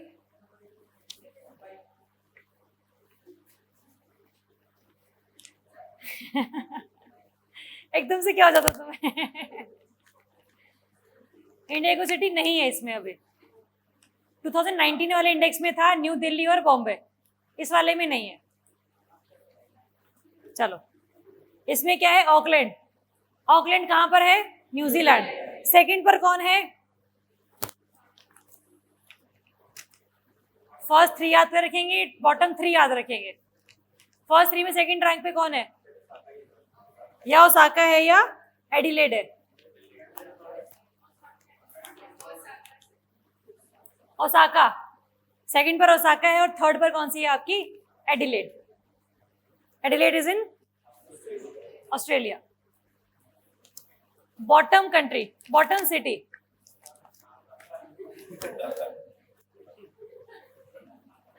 अफगानिस्तान को छोड़ दो भाई, तुम क्या हो गया, तुम्हें पीछे पड़ गए बेचारे के। इंडिया इसमें है ही नहीं। Capital of Syria Damascus. Phone रख दो पंकज नीचे, क्योंकि आपको देख कॉमर्स बाकी बच्चों को होता है कि इसको आता है, हमें नहीं आता। उनको नहीं पता, चीटर है ये। ठीक है, पहली है सबसे बॉटम में डेमेस्कस, कैपिटल ऑफ सीरिया। फिर है आपकी second bottom Lagos, LAGOS, Nigeria में है। Lagos is in Nigeria. And third वाली है पोर्ट मोर्सबी, पोर्ट PORT मॉर्सबी सिटी है ये आपकी पपुआ न्यू गिनी में। टॉप 3 याद रखोगे, बॉटम 3 याद रखोगे, किसने इंडेक्स रिलीज किया है, और साथ में पैरामीटर्स कौन कौन से हैं।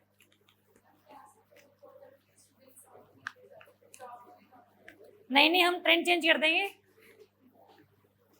बहुत आगे पहुंच गए बैक बेंचर सब। वो जमाना गया कि नंबर कम आते थे तो बच्चे कुछ लग नहीं पाते थे। नहीं, वो तो ठीक ठाक पढ़ लेते थे। पोर्ट मॉरिसबी सबसे लेस्ट वाली, Damascus, DAMSCUS, city in Syria. ठीक है, आ जाओ। पैरामीटर्स कौन कौन से रहेंगे, देखो नाम से लिवेबिलिटी, जहां पर आपको रहने लायक जगह मिले। क्या चीजें चाहिए होती रहने लायक जगह में, सैनिटेशन, सिक्योरिटी,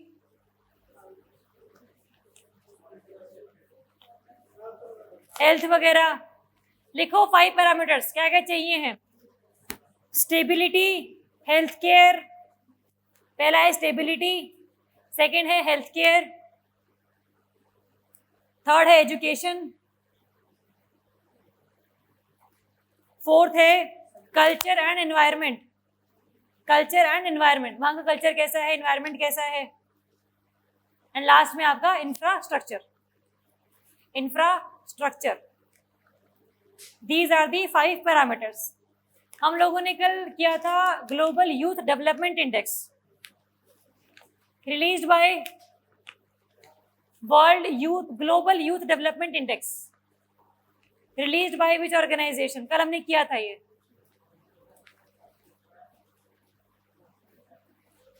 कॉमनवेल्थ सेक्रेटरीट। कैसे याद किया था हमने इसको, यंग बंगाल मूवमेंट से याद किया था हमने इसे। कल नहीं किया था, परसों किया था।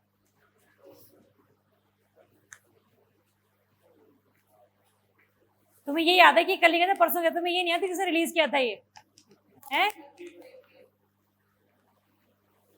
Commonwealth Secretariat in London, UK. चलो आ जाओ नेक्स्ट। Operation Pangea 14।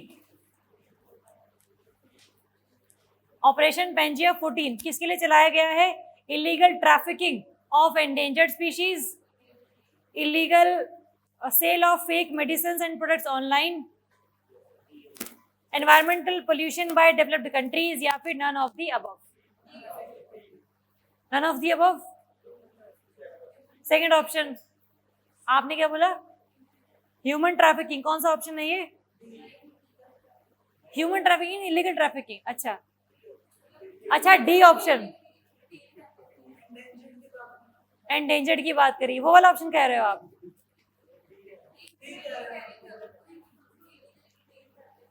उसके लिए तो ऑप्शन, आपका ऑप्शन डी है, नोटा है। अच्छा वाह, क्या दिमाग लगाया। बी वाले कितने हैं, शाबाश, इसका आंसर है बी।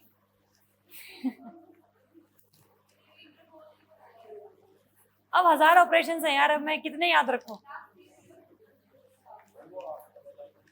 कौन सा, वो ग्लोबल वाली बात कर रही है। हाँ, इसका आंसर लिखो, sale of fake medicine and products online. Important शब्द है ऑनलाइन, ऑफलाइन की बात नहीं कर रहे हैं कि ऑनलाइन जो मेडिसिन हैं वो कितनी ज्यादा खराब बिक रही हैं या फिर अच्छी बिक रही हैं, उसको हमें रेगुलेट करना है। रिलीज्ड बाय ऑर्गेनाइजेशन का नाम Interpol, international police, headquarter France, Lyon France. Number of countries member, Interpol की मेंबर्स कितने हैं टोटल, 125, 194 नहीं इसके,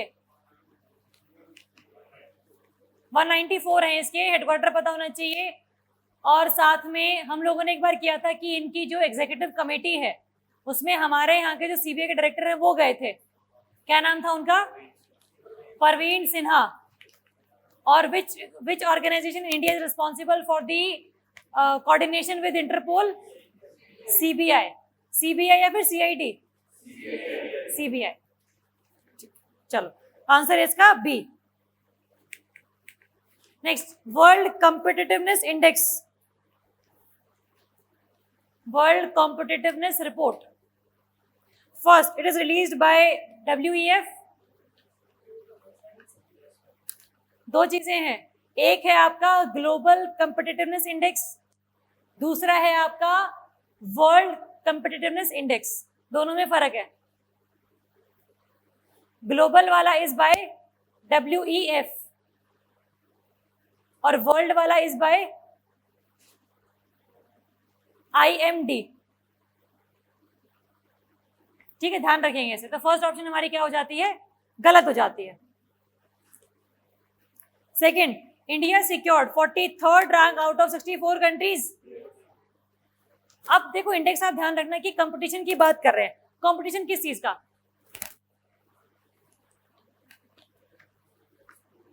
एक्सपोर्ट्स का, ओके। और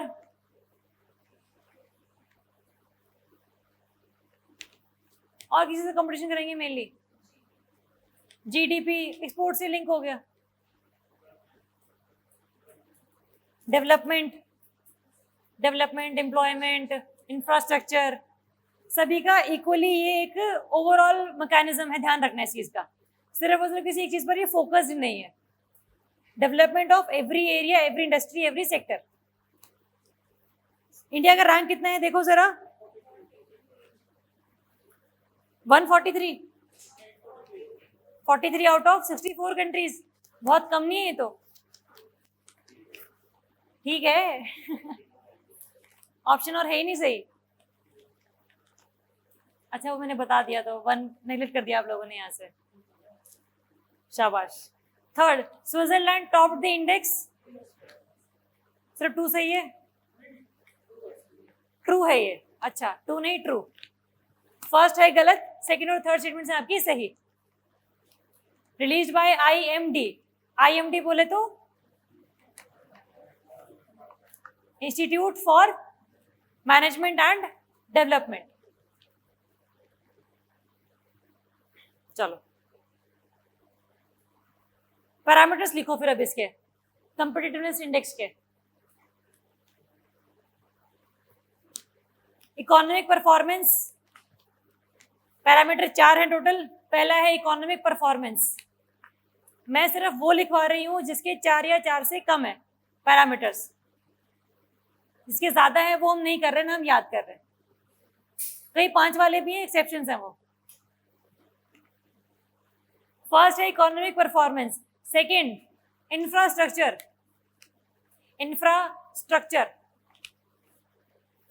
third government efficiency, third is government efficiency and fourth is business efficiency.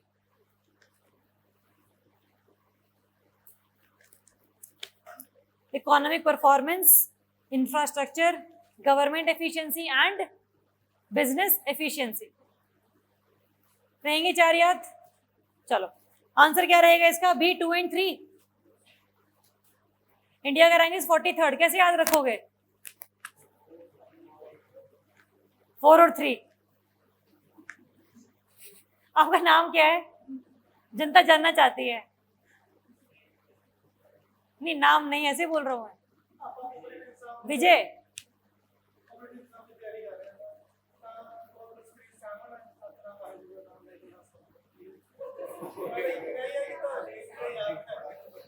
कुछ भी मुझे नहीं समझ में आया। यस प्लीज भाई, तुम लड़ो पहले बैठ के ना, तुम दोनों अलग ही प्लेन पे हो आज। मत बात करो आपस में, देखोगे नहीं दूसरे की तरफ। 43rd है, याद करना अपने हिसाब से। ये तुमसे पूछना ही नहीं मैंने आज के बाद। तुमसे तो बिल्कुल नहीं पूछना। ये तुम्हारी हरकतें हैं, नहीं पूछना मैंने। नेक्स्ट क्वेश्चन आ जाओ। World's first genetically modified rubber is to be grown in which state of India? Assam, Kerala, Andhra Pradesh या फिर Maharashtra?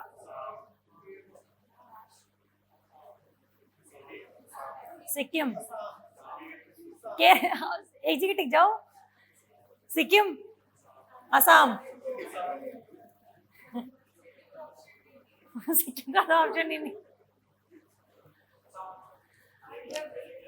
Answer is Assam. But अब बात आती है कि why do we need GM rubber?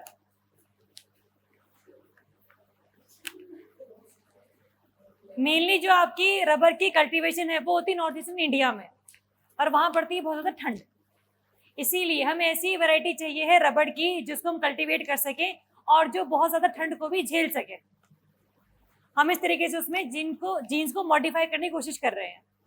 तो वो कहाँ ग्रोन किया जाएगा? सबसे पहले इंडिया में, आसाम वाले एरिया में। वर्ल्ड की है, इंडिया की फर्स्ट ही होगी, फिर वर्ल्ड की है और इंडिया की फर्स्ट नेचुरल रबर की क्रॉप रहेगी जीएम मॉडिफाइड वाली आसाम वाले एरिया में। चलो नेक्स्ट है Baihetan dam, world's second biggest hydro power project built by China. कहां पर है ये? कौन सी रिवर पर है? जिनशा, शिमशा, यांगस्ते या कुलबीर कह रहे हैं जिनशा। यांगस्ते वाले भी थे कई।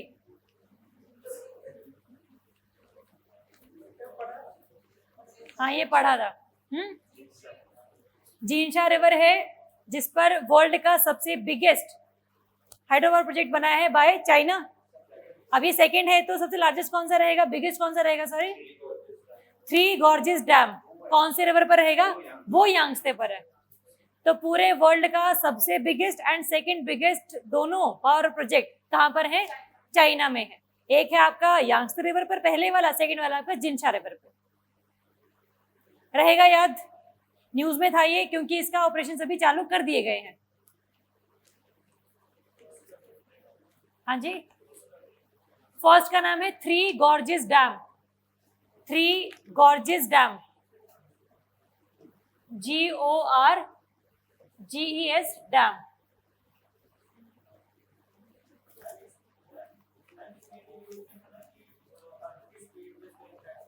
हाँ बट वो थ्योरीज थी सिर्फ, मतलब अर्थ की स्पीड इतनी ज्यादा है। सुनो भाई, सुनो सुनो, अर्थ की स्पीड जो बहुत ज्यादा है। सिंपल किसी एक डैम से अर्थ की स्पीड पर इंपैक्ट पड़ना is kind of very very very मतलब highly extreme statement. But yes, जो चाइना डैम्स बना रहा है काफी ज्यादा, सबसे जो वर्ल्ड का लार्जेस्ट भी यहीं पर है, बिगेस्ट भी यहीं पर है, सेकंड लार्जेस्ट भी यहीं पर है। चाइना को रोकने के लिए सभी कंट्रीज ने मिलकर एक तरीके का ये शुरुआत की थी कि अगर आप ऐसा करोगे तो अर्थक्वेक आता है। अर्थक्वेक तो आएगा, आ सकता भी है, भगवान ना करे आए, लेकिन आ तो सकता ही है। Because of the pressure on the land, reserve इतना बड़ा आपने क्रिएट किया हुआ है, हाइट से ज्यादा करी हुई है अपनी डैम की। लेकिन अर्थ की स्पीड पर इम्पैक्ट पड़ना लोग कह रहे हैं, मैं मना नहीं करी, न्यूज में था इस वजह से भी, लेकिन मेरे को लगता है कि बहुत ज्यादा इम्पैक्ट नहीं पड़ेगा। वो भी बात है, और मतलब कि अर्थ बहुत बड़ी है यार, मतलब आप बहुत अंडर एस्टिमेट कर रहे हो अर्थ की कैपेसिटीज को। नहीं, इट्स हाईली मतलब होगा ही नहीं है ये तो मैं कह रही थ्योरीज हैं सिर्फ, वो भी किसी कंट्री को रोकने के लिए होती हैं सारी चीजें। आ जाओ नेक्स्ट आएंगे, एक्सरसाइज सी ब्रीज कहाँ गया? was launched between which two countries? USA Russia, USA China, USA Ukraine या फिर none of the above? USA Ukraine होगा। देखो USA चाइना तो मतलब ही नहीं बनता, उसे ही काउंटर करना है। USA रशिया भी नहीं बनता क्योंकि पहले नहीं बनती इन दोनों की, तो क्या रहेगा? USA यूक्रेन और नन ऑफ दी अबव भी तो रहता है। USA इंडिया हो, क्या पता? इंडिया यूक्रेन हो, क्या पता होगा तो यूएसए होगा। हाँ, it is between USA and Ukraine for countering which country, Russia and China both. Communist ideologies को रोकने के लिए, सही बात है, यस बोल सकते हैं आप। चलो, कहां पर हुई है, कौन से एरिया में हुई है? कैस्पियन सी या ब्लैक सी? इतनी दूर क्यों जाएगा यूएसए या यूक्रेन से? क्या लगता है, ब्लैक सी या कैस्पियन सी? ब्लैक सी लगता है, तो कहां पर हुई होगी? ब्लैक सी में हुई होगी।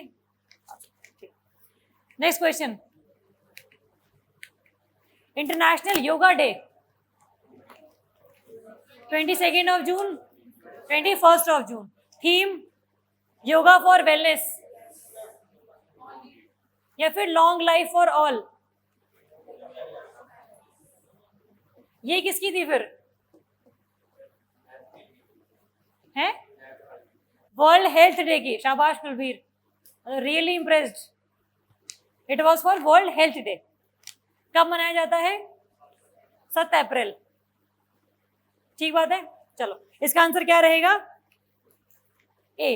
क्वेश्चन बी, क्वेश्चन ये है कि इंडिया के कहने पर कब से लेकर कब तक, मतलब कब से लेकर हम लोग मना रहे इंटरनेशनल योगा डे? 2015 2014? 2014 से इसमें मनाया था हम लोगों ने पहला योगा दिवस, योग दिवस। चलो, नेक्स्ट क्वेश्चन आ जाओ। जान है तो जहान है campaign was launched by which ministry? Health, minority affairs, education, none of the above? कौन सी मिनिस्ट्री? Transport ministry. अच्छा, तो आंसर क्या हो गया? D, none of the above, minority affairs.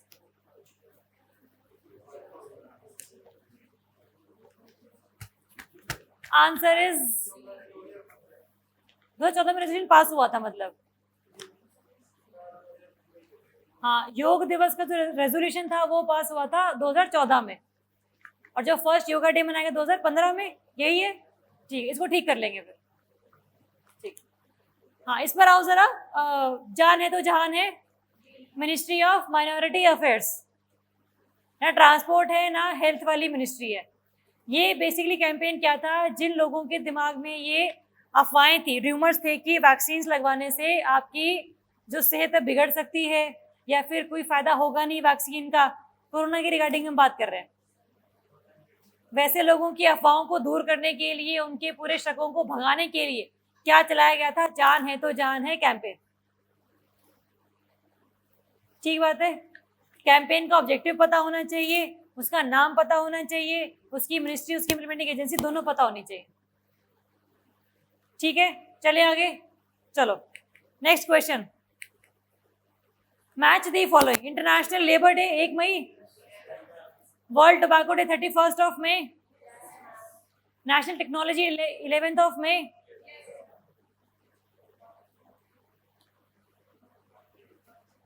बाकी नहीं पता। कौन सा पता है? वर्ल्ड लेबर डे पता है, 3 पता है, फर्स्ट 2 नहीं पता। लेबर डे तो देखो सही है, अभी तो मना के हटे हैं। हमारी क्लास थी उस दिन, संडे था उस दिन। संडे के दिन हम काम कर रहे थे, पढ़ रहे थे, लेबर कर रहे थे। और टोबैको डे 31 मई। क्वेश्चन अब ये है आप लोगों के लिए कि why do we celebrate national technology day? Yes, हम लोगों ने पोखरण 2 1998 में जो टेस्ट किया था दैट वाज सक्सेसफुल, और वो कब किया था हम लोगों ने? 11 मई को ही किया था। तो India showed the capacities of the technological advancement. उस डे पर हम क्या मनाते हैं? National technology day. ऑपरेशन का नाम क्या है? ऑपरेशन शक्ति। इस दिन हम लोगों ने 3 न्यूक्लियर बम्स टेस्ट किए थे, सॉरी 3 चीजें की थी। फर्स्ट न्यूक्लियर बॉम्ब की टेस्टिंग करी थी, त्रिशूल मिसाइल को टेस्ट किया था, और 3 चीजें और की थी हम लोगों ने। इतनी जरूरी नहीं है, लेकिन ये जरूरी है कि पोखरण में जो हम लोगों ने न्यूक्लियर टेस्ट किया था दैट वाज सक्सेसफुल। चलें आगे, आंसर क्या रहेगा इसका? All of the above. दहला डैम अफगानिस्तान, ईरान, सीरिया या फिर बहरीन? क्या ये डैम इंडिया ने बनवाया है? इंडिया के द्वारा बनाए गए और कौन कौन से डैम्स हैं अफगानिस्तान में? शहतूत dam and Salma dam. Yes, Salma dam या फिर हेरात डैम भी बोल सकते हैं, क्योंकि हेरात रिवर पर है, वो हेरात शहर में। सलमा डैम इंडिया ने बनवाया है वहां पर, शहतूत डैम इंडिया ने बनवाया है वहां पर, और जो दहला डैम है वो भी इंडिया ने ही बनवाया है अफगानिस्तान में। कौन से रिवर पर है दहला डैम? आपने क्या बोला सर? साई रिवर पे?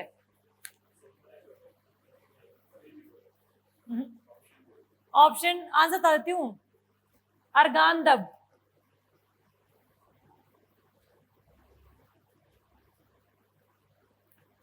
अर्गानदब रिवर जगह का भी नाम है, रिवर का भी नाम है।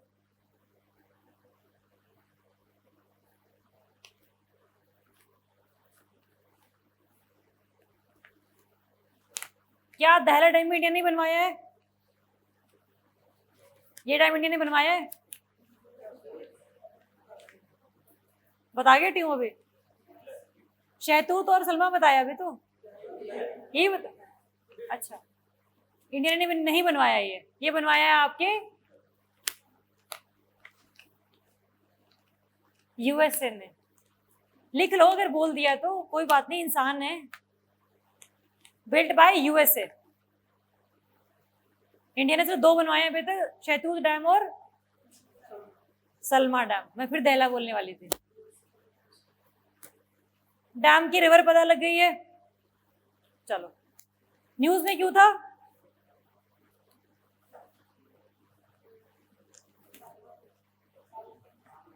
हैं? फ्लडिंग हुई होगी, ड्रॉट आया होगा, कुछ ना कुछ तो हुआ होगा जिंदगी में उनकी। तालिबान ने कब्जा कर लिया था, तो अफगानिस्तान, डैम अफगानिस्तान में है बहन।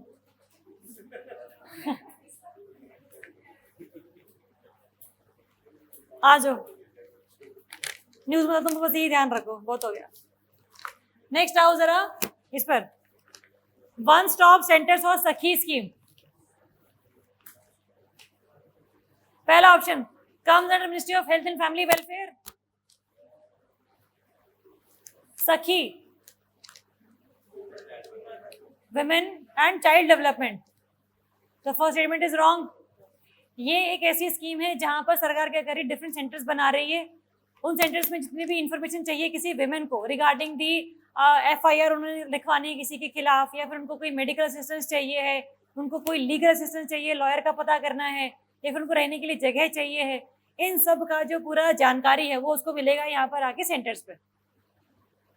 वन स्टॉप सेंटर, हर चीज का एक ही जगह है जहां पर आप आ सकते हैं टू सॉल्व योर इश्यूज। ठीक बात है।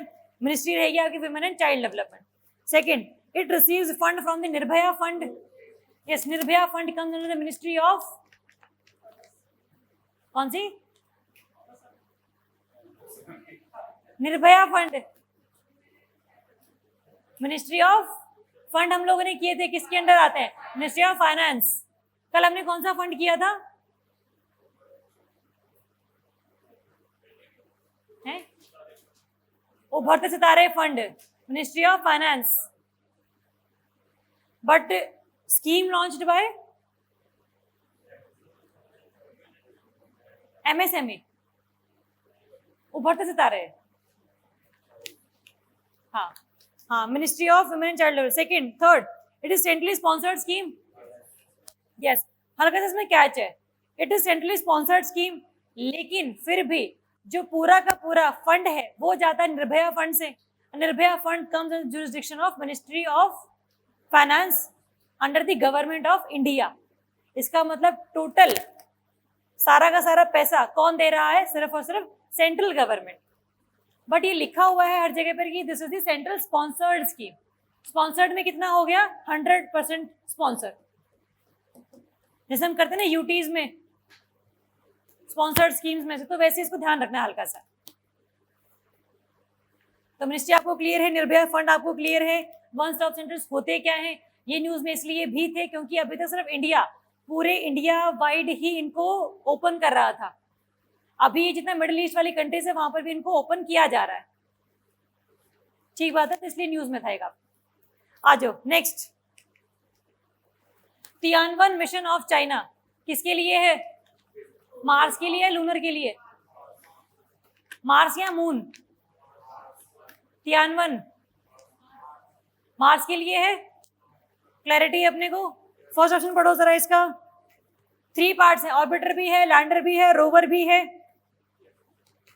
मार्स के अराउंड घूमेगा भी है कुछ ना कुछ, और लैंड भी करेगा, रोबोट भी निकलेगा, स्टडी भी करेगा पूरे मार्स के सरफेस को।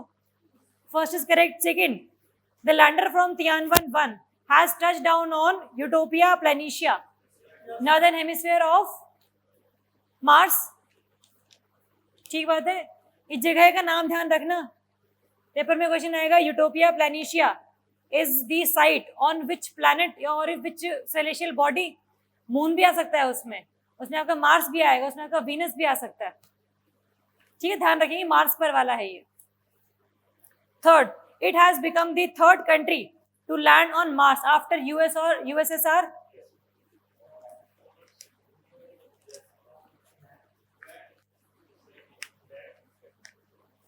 क्या यूएसए के द्वारा कोई ऐसा लैंडर मिशन है जो कि लॉन्च किया गया है? क्या नाम था उसका? परसीवरेंस। ठीक बात है। यूएसएसआर वाला होमवर्क लिखो।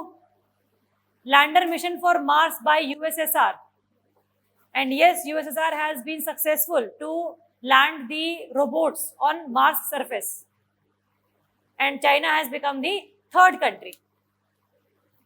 आ जाओ, इसको आप घर से करना। चलो नेक्स्ट क्वेश्चन आ जाओ। International day for biodiversity. First international day for biodiversity is launched observed on 22 of May. क्यों मनाते हैं इसको हम इस दिन? क्योंकि इस दिन हम लोगों ने क्या साइन किया था? CBD साइन किया था हम लोगों ने। Second statement, this year's theme is we are part of the solution not of the problem. Yes, चाहिए तो यही, बट है ऐसा? We are the part of solutions और प्रॉब्लम्स? बोथ। हम ही प्रॉब्लम है, हम ही सोल्यूशन है, हम ही भगवान है, मैं ही समय हूं सब कुछ ठीक है। यूएन की तरफ से 2001 से लेकर 2011 से लेकर 2020 तक कौन सा इंटरनेशनल डिकेड मनाया था? लिखो। 2011-2020 का लिखेंगे decade on biodiversity. Decade on biodiversity. UN decade on biodiversity लिखो। सेकंड, 2021 से 2030 तक का जो डिकेड है वो मनाया जाएगा as UN decade for ocean science. UN decade for ocean science, ये अभी रिसेंटली रिलीज किया गया इसलिए लिखवा रही हूँ सेकंड वाला। तो UN decade for ocean science for sustainable development. For sustainable development and the UN decade of ecosystem restoration and the UN decade of ecosystem restoration। दो हैं, UN decade for ocean science and development और दूसरा है UN decade for ecosystem restoration। रहेंगे याद, important है last वाला खास करके। इसका आंसर क्या रहेगा? C, both 1 and 2। 30 तक, डिकेड है ना, 10 साल है। हाँ नहीं नहीं, पहला वाला है आपका 2011 से 2020 तक का। अच्छा लास्ट वाले दो, हाँ दोनों 2030 तक है। चलो नेक्स्ट आओ जरा, regarding the peace index, global peace index. First option released by economics intelligence unit, yes और नो? यस, कितने हक में है इसके, बताओ हाँ या ना, कुछ तो बोलो। नहीं है ये तो क्या है फिर, लिखो। It is released by Institute for Economics and Peace, it is released by Institute for Economics and Peace, economics and peace, IEP, ध्यान रखेंगे इसे। सेकेंड स्टेटमेंट, India is at 135 rank out of 163 countries. True है ये, पक्की बात है? चलो टॉपर कौन है, टॉपर कौन है? फिनलैंड, आइसलैंड, न्यूजीलैंड, लिखो।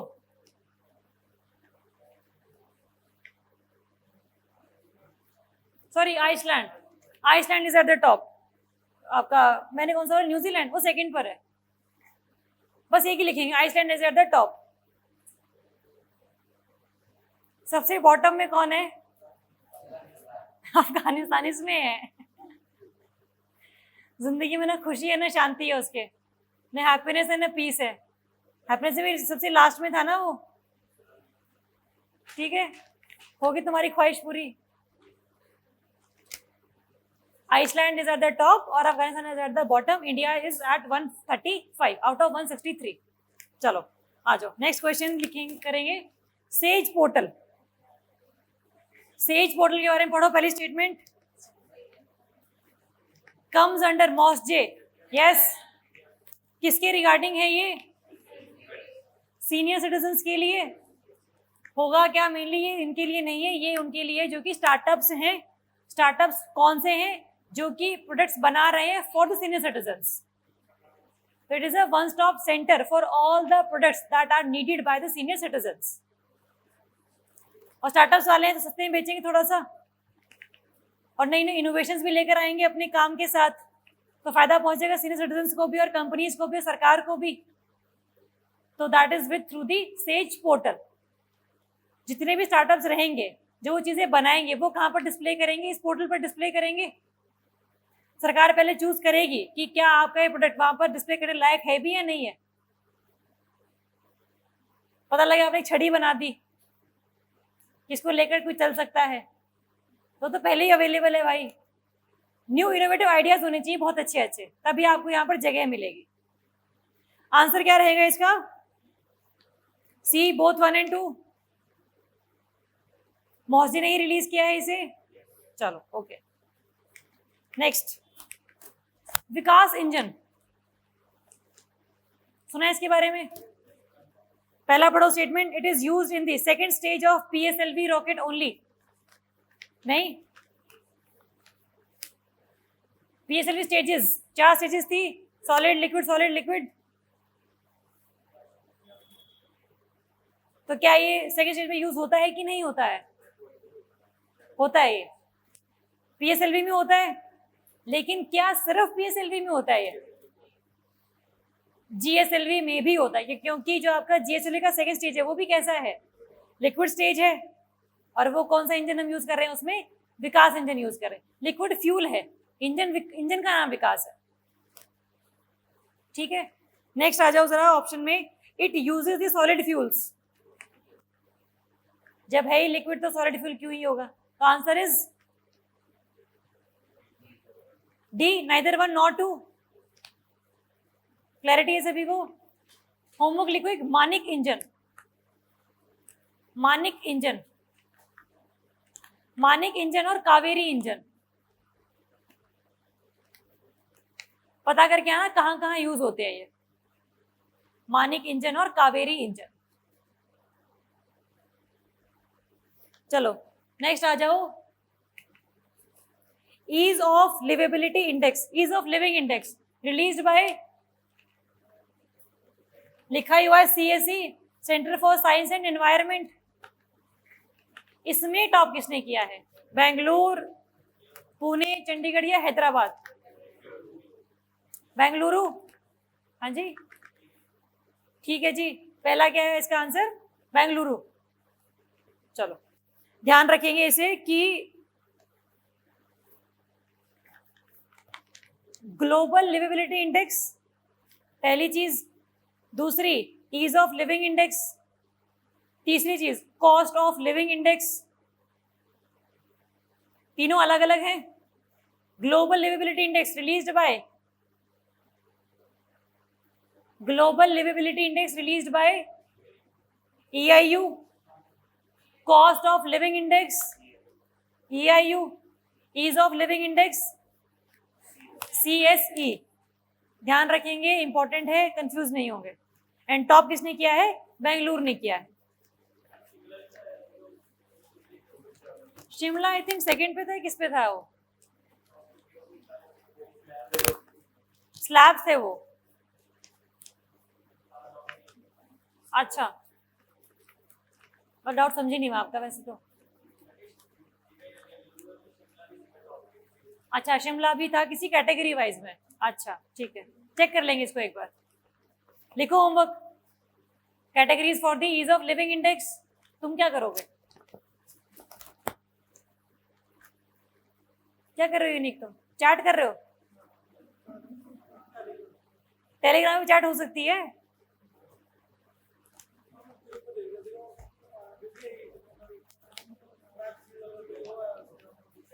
नेक्स्ट क्वेश्चन, हाँ जी, categories under ease of living index, states की, larger states, smaller states, UTs.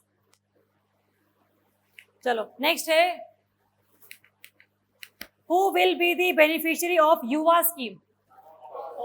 Authors, painters, carpenters और लास्ट ऑप्शन क्या है? All of the above. Authors full form लिखेंगे युवा की, यंग अपकमिंग, लिख लो young upcoming and versatile authors. बहुत मजाक उड़ता है ना ऑथर्स का। हाँ हाँ, मतलब कि लिखते तो बहुत अच्छा है बट पैसे नहीं है उस प्रोफेशन में, ऐसा बोला जाता है। सैड रियलिटी ऑफ, है ना। तो ऑथर्स को प्रमोट करने के लिए, उनके प्रोफेशन को इज्जत दिलवाने के लिए, पैसे कमाने के लिए, कवियों के, ऑथर्स के, सभी के, कौन सी स्कीम चलाई जा रही है? युवा स्कीम। चलो, under the ministry of authors लिखेंगे मिनिस्ट्री ऑफ एजुकेशन। नेक्स्ट लिखेंगे national book of trust is the implementing agency. National book trust will be the implementing agency. National book trust is the implementing agency. ठीक है, चलें आगे। चलो, which country will host the 28th session of COP to the UNFCCC in 2023? UAE। इस बार कहाँ होगी? 27वीं। Homework लिखो, 27th UNFCCC summit कहाँ होगी? ये 28th वाली है। ग्लासगो वाली कौन सी? 26th थी वो। हाँ जी, इजिप्ट में, 27th इजिप्ट में। होमवर्क करने दिया करो बच्चों को। आंसर क्या है इसका? यूएई। 27 रहेगी आपकी इजिप्ट में। क्या नाम है आपका? भरत, याद रहेगा। आ जाओ next question. Which organisation releases the world investment report? World Bank, UNCTAD, IMF, none of the above. UNCTAD. कितने बच्चे हक में वर्ल्ड बैंक के? इन्वेस्टमेंट रिपोर्ट, शाबाश यूनिक, गलत हो तुम। Answer is UNCTAD, global economic prospects report released by which organisation? Global economic prospects, World Bank, ध्यान रखेंगे GEP, global economic prospects, world economic outlook, IMF. ये दोनों सेम सेम लगती हैं, दोनों काम सेम है कि पूरे वर्ल्ड की जीडीपी कितनी रहेगी, इंडिया कितनी रहेगी, एक पूरे एरिया कितनी रहेगी, सेम चीजें करते हैं ये लोग। चलो इसका आंसर क्या है आपका? अंकटाड। बताया क्या है इसमें कि पूरे वर्ल्ड में कितने ज्यादा एफडीआईज गए हैं। इंडिया का नंबर कितना है? India is at 5th, India is at the 5th rank, जहां पर इंडिया में सबसे ज्यादा एफडीआईज आए हैं। ठीक है, टॉप पर कौन है? कहाँ एफडीआई ज्यादा हुई है?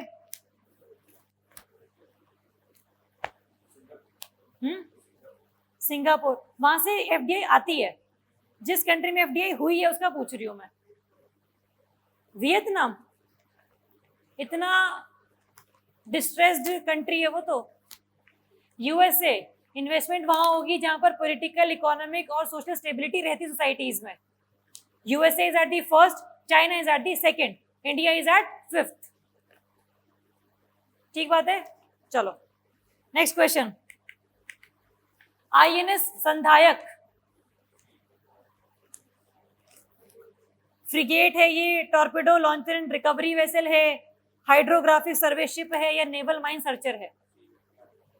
हाइड्रोग्राफिक सर्वे शिप, कुलवीर कह रहे हैं। न्यूज में क्यों था ये? इनको अभी हम लोगों ने क्या कर दिया है? डीकमीशन कर दिया है। क्लैरिटी सभी को? तो आंसर है इसका हाइड्रोग्राफिक सर्वे शिप, जो बेसिकली पूरे ओशन के सरफेस पर क्या है, क्या पूरा का पूरा टेरेन है, किस तरीके से शिप यहाँ से जा सकती है, कितनी डेप्थ है, मतलब आप कह लो कि एक तरीके से रिसर्च का इसका काम है, सर्वे करना कि कौन सी जगह पर क्या सारी चीजें, कौन सी स्पीशीज मिलती हैं, ताकि वहां पर हम शिप लेकर जाएं तो हम उन स्पीशीज को मारे नहीं। ठीक बात है। तो आंसर इज सी। चलो नेक्स्ट है आपका, which country has become the first country in the world to get approval for the golden rice? Golden rice कैसा है? जीएम क्रॉप है, जेनेटिकली मॉडिफाइड क्रॉप है।